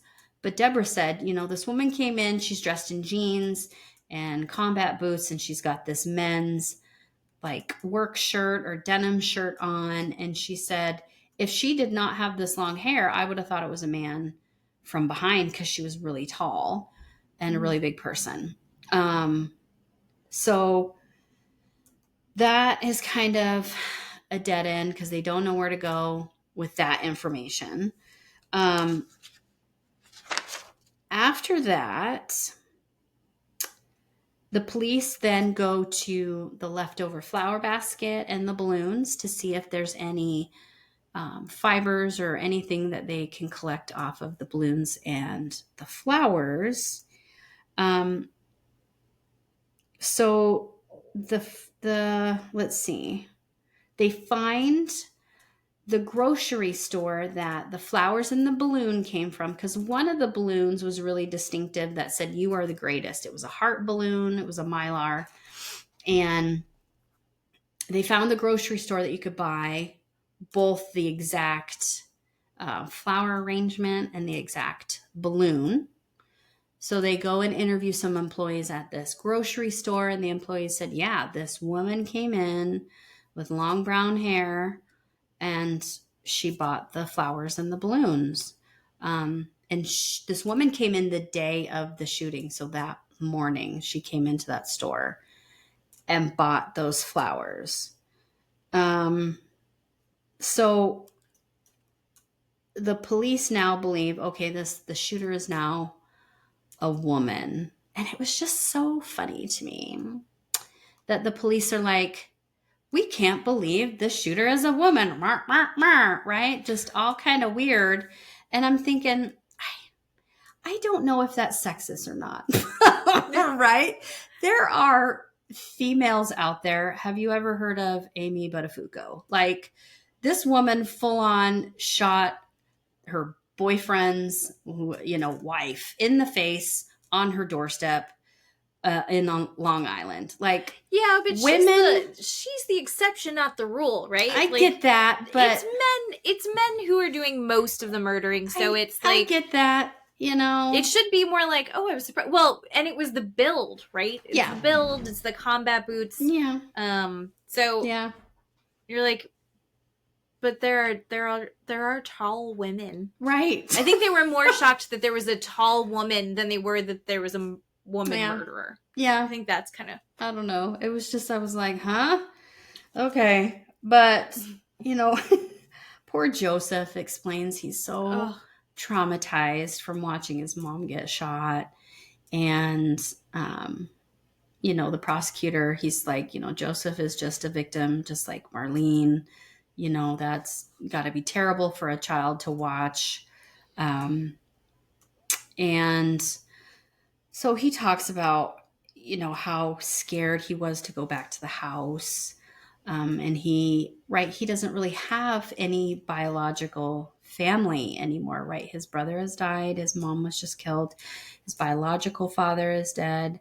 And so he begs Michael, after the shooting, to be able to go live with his grandparents. And so Michael says, okay. And so Joseph goes and lives with his grandparents. We're not sure where. But he said he does really well and he loved his grandparents. So Joseph leaves because he's really scared. He's thinking this clown's going to come back and, and kill him too. Yeah. And the police, the media gets word of it and the community now is nervous, right? There's some murderous clown out there and, the people in the community are not sure what to do. And so then they start getting reports of all these clown sightings, which is kind of funny to say out loud. But, which goes nowhere, obviously. Yeah. So the community is upset. And then they go back to the Chrysler LeBaron, so the white car. Then they track down where this thing came from. They're like, okay, let's figure out what happened with this car, which was super interesting, I thought. But, oh, wait, before that, I skipped over. So before that, Joseph tells the police about his mom saying, look, I'm going to talk to your dad about getting a divorce. I just don't think he's in it anymore. And the police are like, oh, okay. Maybe Michael had something to do with it because, he doesn't want to have the financial burden of paying for a divorce or having alimony or any sort of child support. And so maybe that is a motive to kill her, right? Because he doesn't want a divorce. And so the police start looking into Michael as possible suspect. But that plays into everything they find out with the car. So they find out that the car was rented by a couple through another car rental agency called Payless. And the couple wanted to return the car and called Payless, and Payless said, we're closed. Our lot is closed. Take the car to this place near their lot. Just leave it there. Leave the keys there. We'll come get it. And Payless, this car rental place, never recovered the white LeBaron. I think because the killer stole the car is how I was, right? Okay. Yeah, because Michael's shady. Yes. Because he has an ad. This is 90s. It's before we're all using the internet. Mm-hmm. So how do you find a car rental place? Yeah. You have to go into the Yellow Pages. Yep. I don't know the last time I looked at the Yellow Pages. Right. The Yellow Pages, for you people out there that don't know what it is a giant book.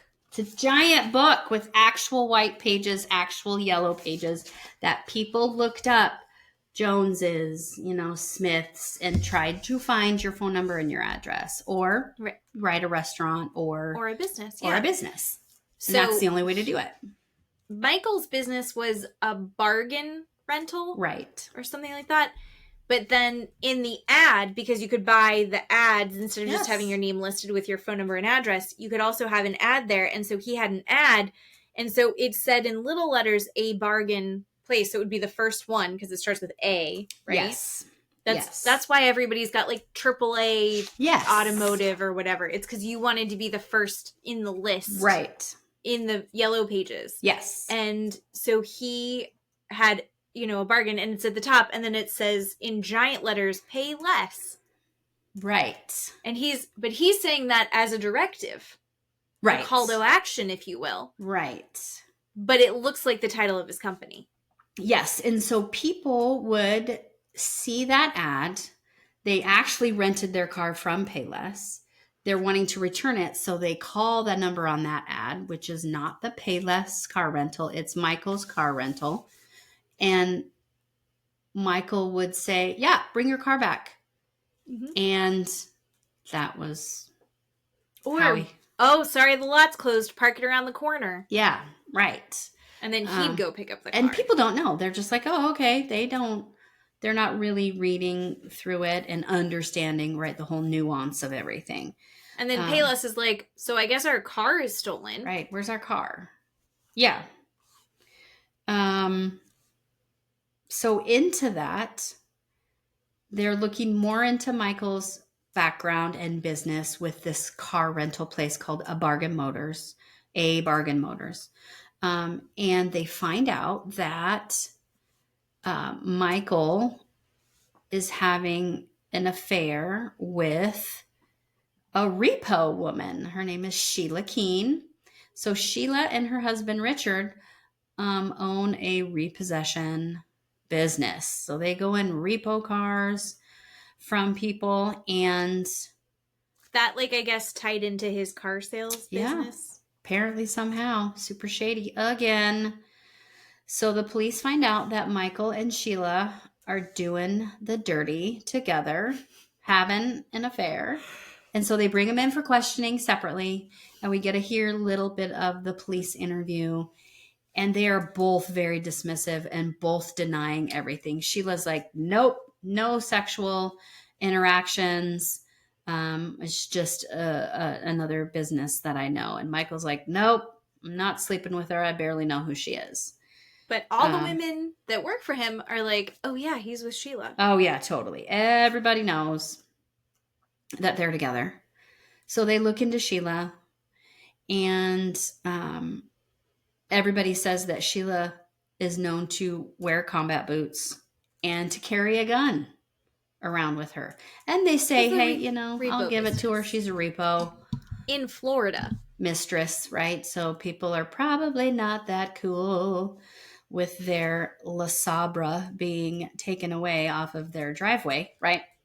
So she's carrying a gun around. So the police ask her, hey, what about your gun? She's like, I don't have a gun. Lie.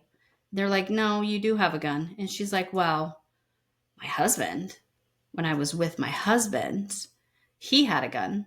They're like, what kind of gun is that? Oh, it's a 38 caliber revolver, which is the same bullet that was in Marlene, that killed Marlene.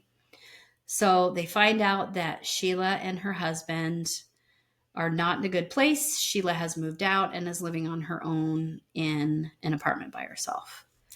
So, right, the police are like, okay, this is getting juicy. So yeah, they asked Sheila where she was the day of the murder, and she's like, I was out driving around repossessing cars. I was gone. And when they question her more about, you know, specific cars, specific people, specific places, she refuses to tell them. So, let's see. And also, Sheila has long brown hair. Sheila does have long brown hair, very big brown eyes. A tall lady. And a tall lady. And in the police audio interview, it was very kind of weird where she says to them, you know, if somebody is saying that they saw somebody that looked like me or saw me, I think I need to get an attorney. Bitch, nobody said that. Who said that? Who said that to you? How do you know people are saying this person that killed Marlene looks like you or they saw you? Like, I'm thinking, okay, nobody says that. No, nobody. People said they thought it was a man. Yeah, right. Just saying. So now they're, okay, you know, Sheila is the primary suspect. They call back Deborah, who is the clerk from the costume shop. They give her a photo lineup of, you know, 6 or 8 females that look alike with long brown hair and big brown eyes. And Deborah picks out Sheila in the lineup. And Deborah shows us the actual photographic lineup that they give her. And she's like, this is the person, this is her, and that is Sheila. So the police get a search warrant for Sheila's apartment. And 2 weeks after that, in June of 1990, they're searching Sheila's apartment, and they find the combat boots. And they find orange fibers that match the orange fibers that were in the car, in the Chrysler LeBaron. So they also find the clown makeup at her apartment. But they say, you know, without a weapon, you know, they're having a hard time still linking her to the crime. So now they have to send the samples of the hair, right, and the orange fibers off to the FBI, to the lab, to get tested.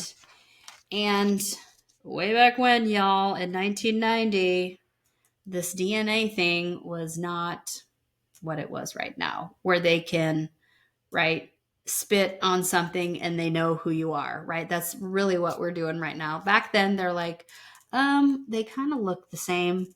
I don't know. That's really all that they did. So the FBI come back and say, we can't definitively say this is her hair. We can't definitively say this is from this clown wig, but they look alike. This is all that we're going to tell you, is that they look similar to one another. And it's all circumstantial. So they can't do anything with her in 1990. And so they tell Joseph, the police say, look, we know it's her. We have a suspect, but we can't do anything about it. We have to have more to be able to arrest her. So a year goes by, and Poor Joseph. Yeah, poor Joseph. A year goes by, and the news media finds out about the affair between Michael and Sheila. And so Joseph reads that in the newspaper in 1991, and he had no idea. Poor Joseph again. He had no idea that Michael and Sheila were having an affair. And so now he's like, yeah, maybe they had something to do with it. He's not really sure. He thought, his parents were going through a rough patch, but now it kind of seems like the two of them had something to do with his mom's murder. And then we find out in that same year, in 1991, this brilliant, beautiful mind that will be an inmate named Edward Barr. This is so fun. This fucking guy. So the police find out that this genius has confessed to the murder of Marlene to a cellmate, to an inmate. So he's currently in prison. And he tells his cellie, yeah, I dressed up like a clown and I shot this lady in the face, and her husband told me to do it because he wanted the insurance money. So now the police have to interview this dude.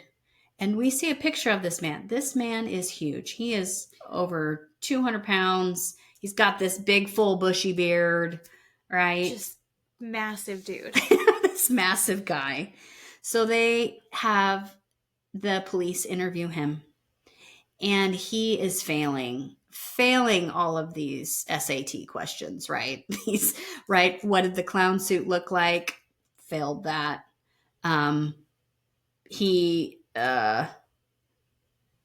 Let's see. He tells the police that he used to be an employee at Michael's car rental motors, and he fails that. He was never an employee there.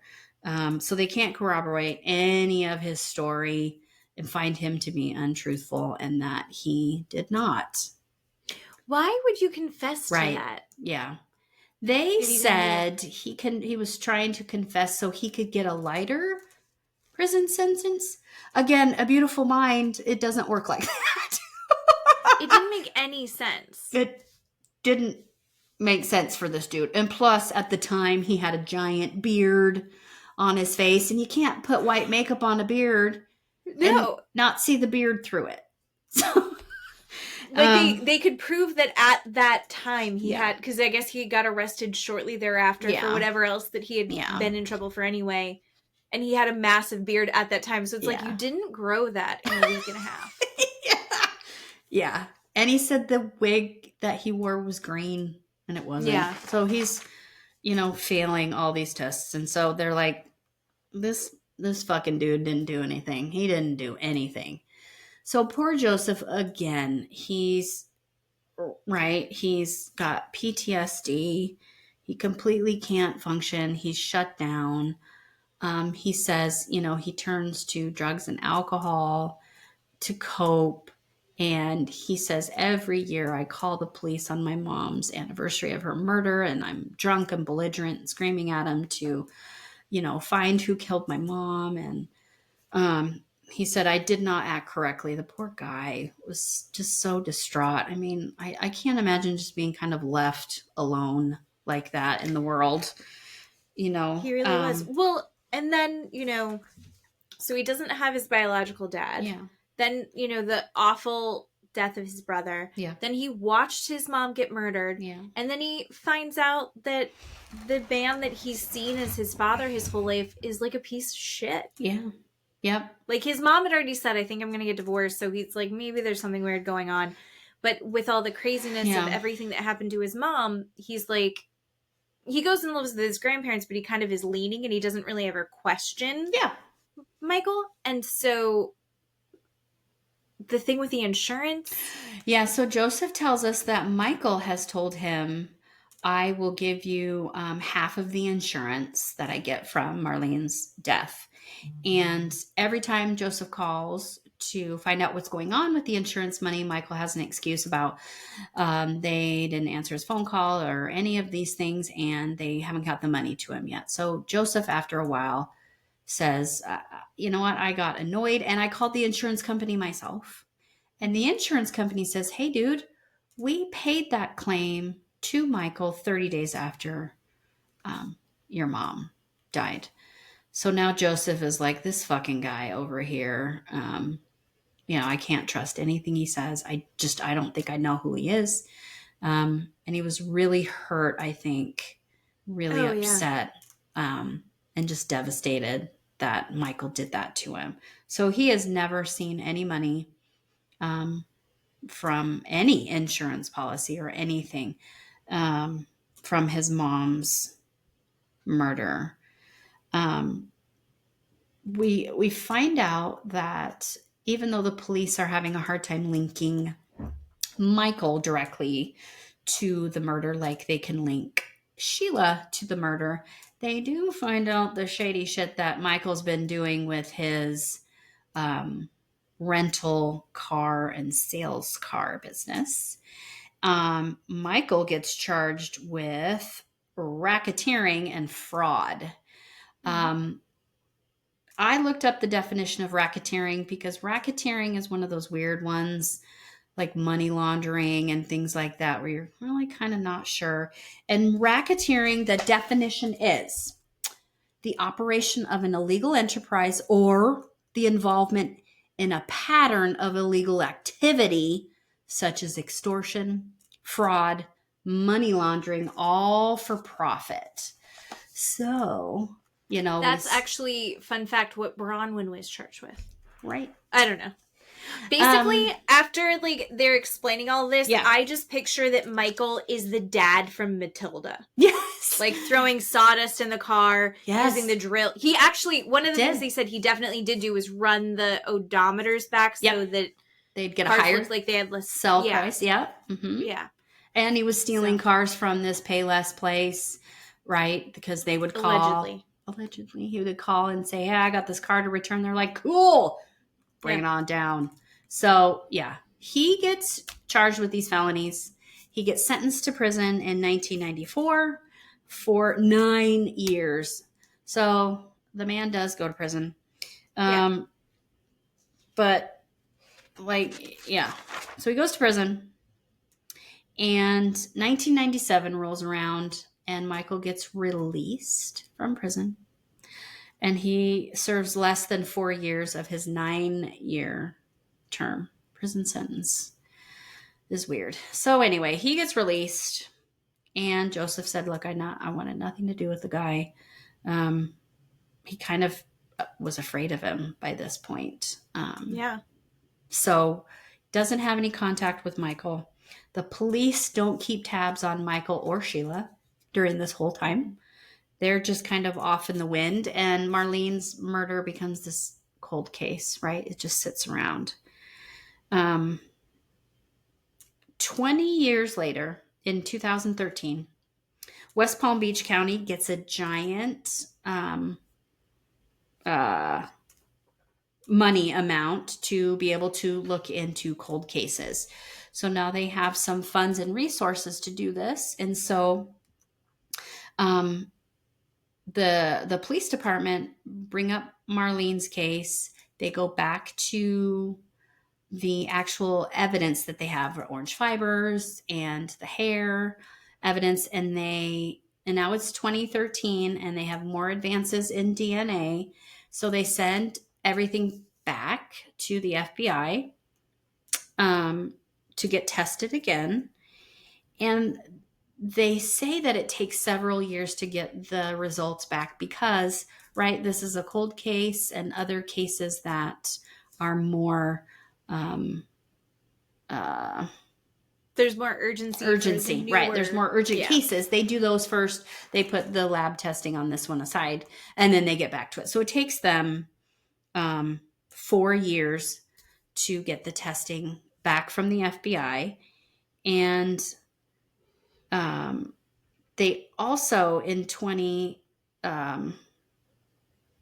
so in the whole, the police ask that they retest the actual balloon and the flowers. And they find on the balloon more fibers that they had not found previously.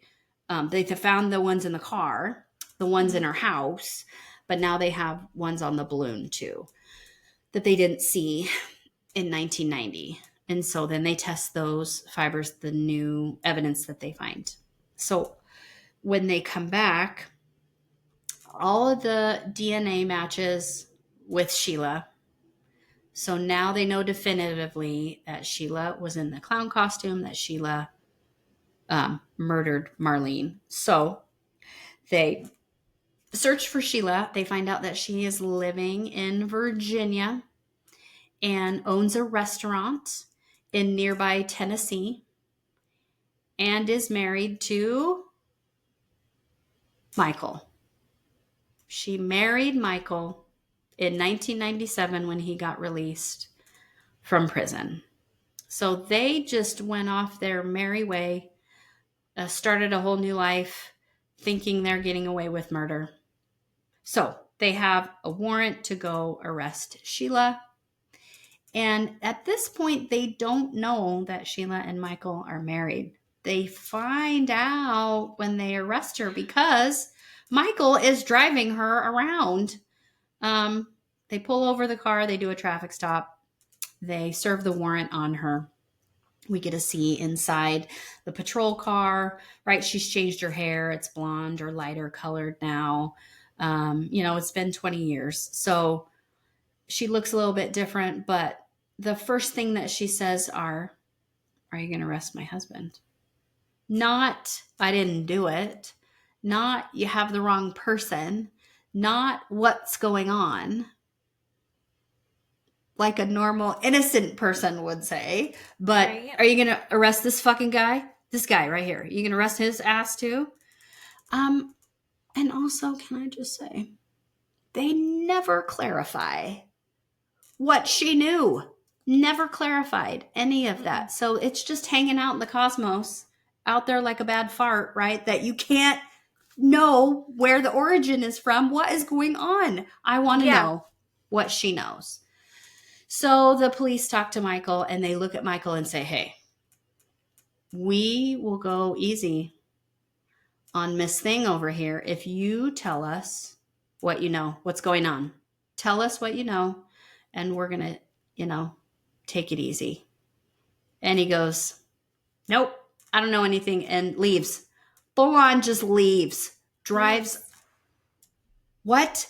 These crazy ass people. I don't understand that relationship at all. Not at all. So he leaves her just to, in the wind. Yes, she did kill, Marlene, but this fucking guy is not helping her at all. No. So they arrest her and insanity. Okay, so they're waiting for trial. And as they're waiting for her jury trial, her defense team tries to exclude all the evidence that points to her because they say it's been tampered with. Mm-hmm. Because the envelopes that they originally came in were not sealed and had been opened. And the fact that they found the third orange fiber on the balloon. So that could have been planted somewhere, right? Mm-hmm. So that's what they said. Yeah, that's what they said. This is how court works, people. It sucks. It sucks hard. And So they bring it to the judge, and they're having these hearings to try and get this evidence excluded. And the prosecutor is like, fuck, right? I don't want to deal with that. I can't risk having a jury trial and not having this evidence in. So the defense says, okay, we won't ask that from the judge. We'll keep the evidence in, but we want her to plead to manslaughter, and we only want 10 years. Because in 1990, if you're found guilty of manslaughter, then it was only 10 years prison sentence. And the prosecutor says, go jump off a bridge, please. No, not doing that.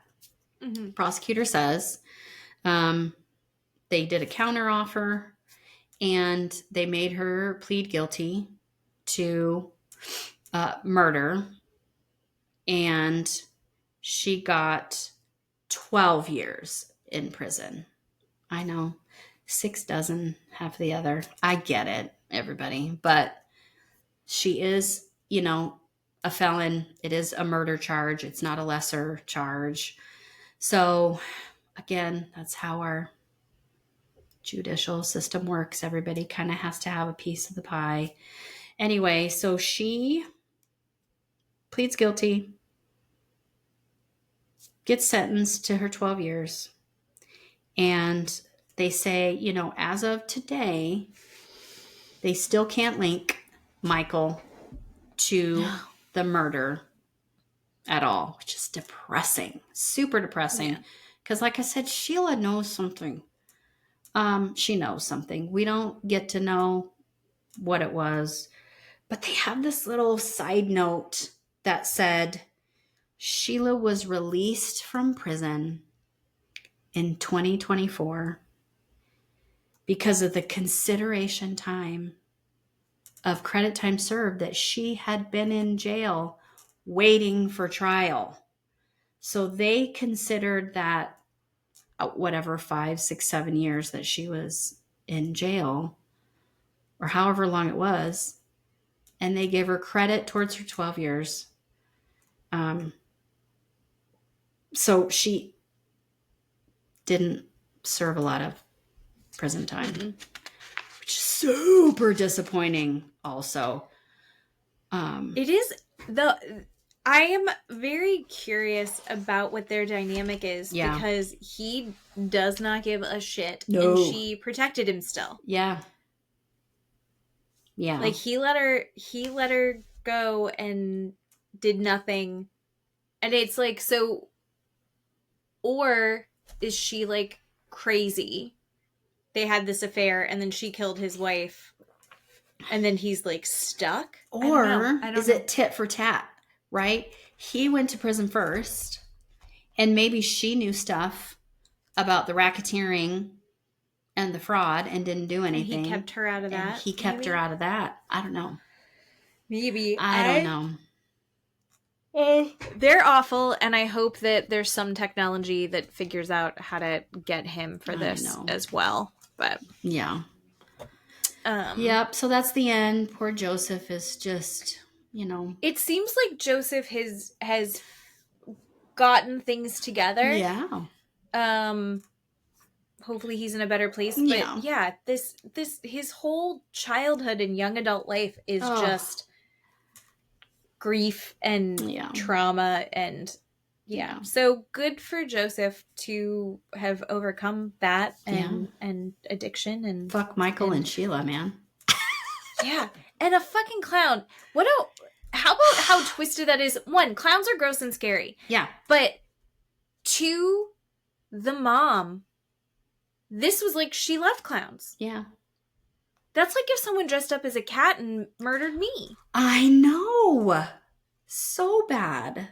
That's like, it's literally insult to injury.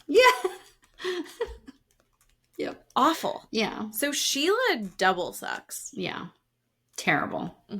We will never know, but.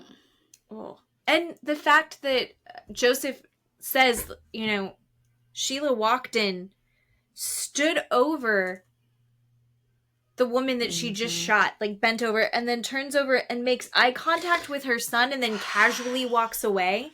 That's fucked up. Psychotic.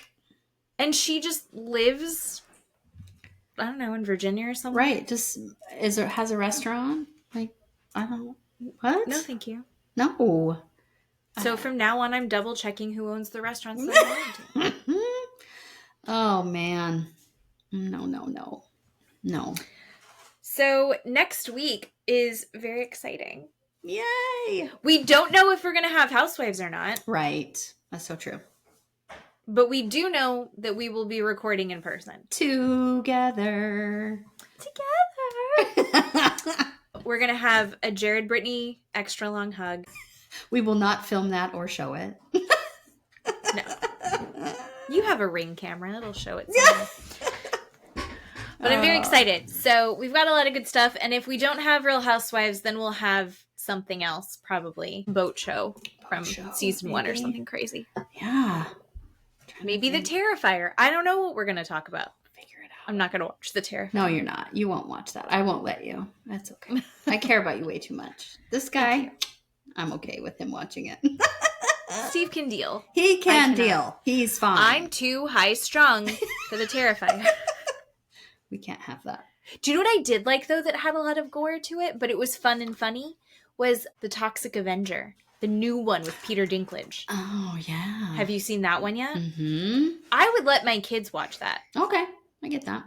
That one's fun. Yeah. We tried to get them speaking. You had mentioned Poltergeist earlier. We tried to get the boys to watch Poltergeist because Sam said he wanted to watch something scary. Yeah. And we didn't even. It's just too long. Oh, so he was bored? He was very bored. Like nothing really scary happened. And like, Okay. oh, the TV's talking to the little girl in the middle of the night. I don't care. They're like, so desensitized with that goddamn phone. they need it sooner. Desensitized. Like we also tried to watch Jaws. Okay. Long. Didn't get into it. Yeah. There are a couple other ones, and they take Gremlins? too. Gremlins? I don't know. I think Sam did like Gremlins. Okay. Sam is dressed up as Gremlins for Halloween. I think Sam did like Gremlins. All right. Okay. So Okay. I don't know. All right. Well. But all right. Well, I'm so excited to see you. I'm so excited. It's going to be good.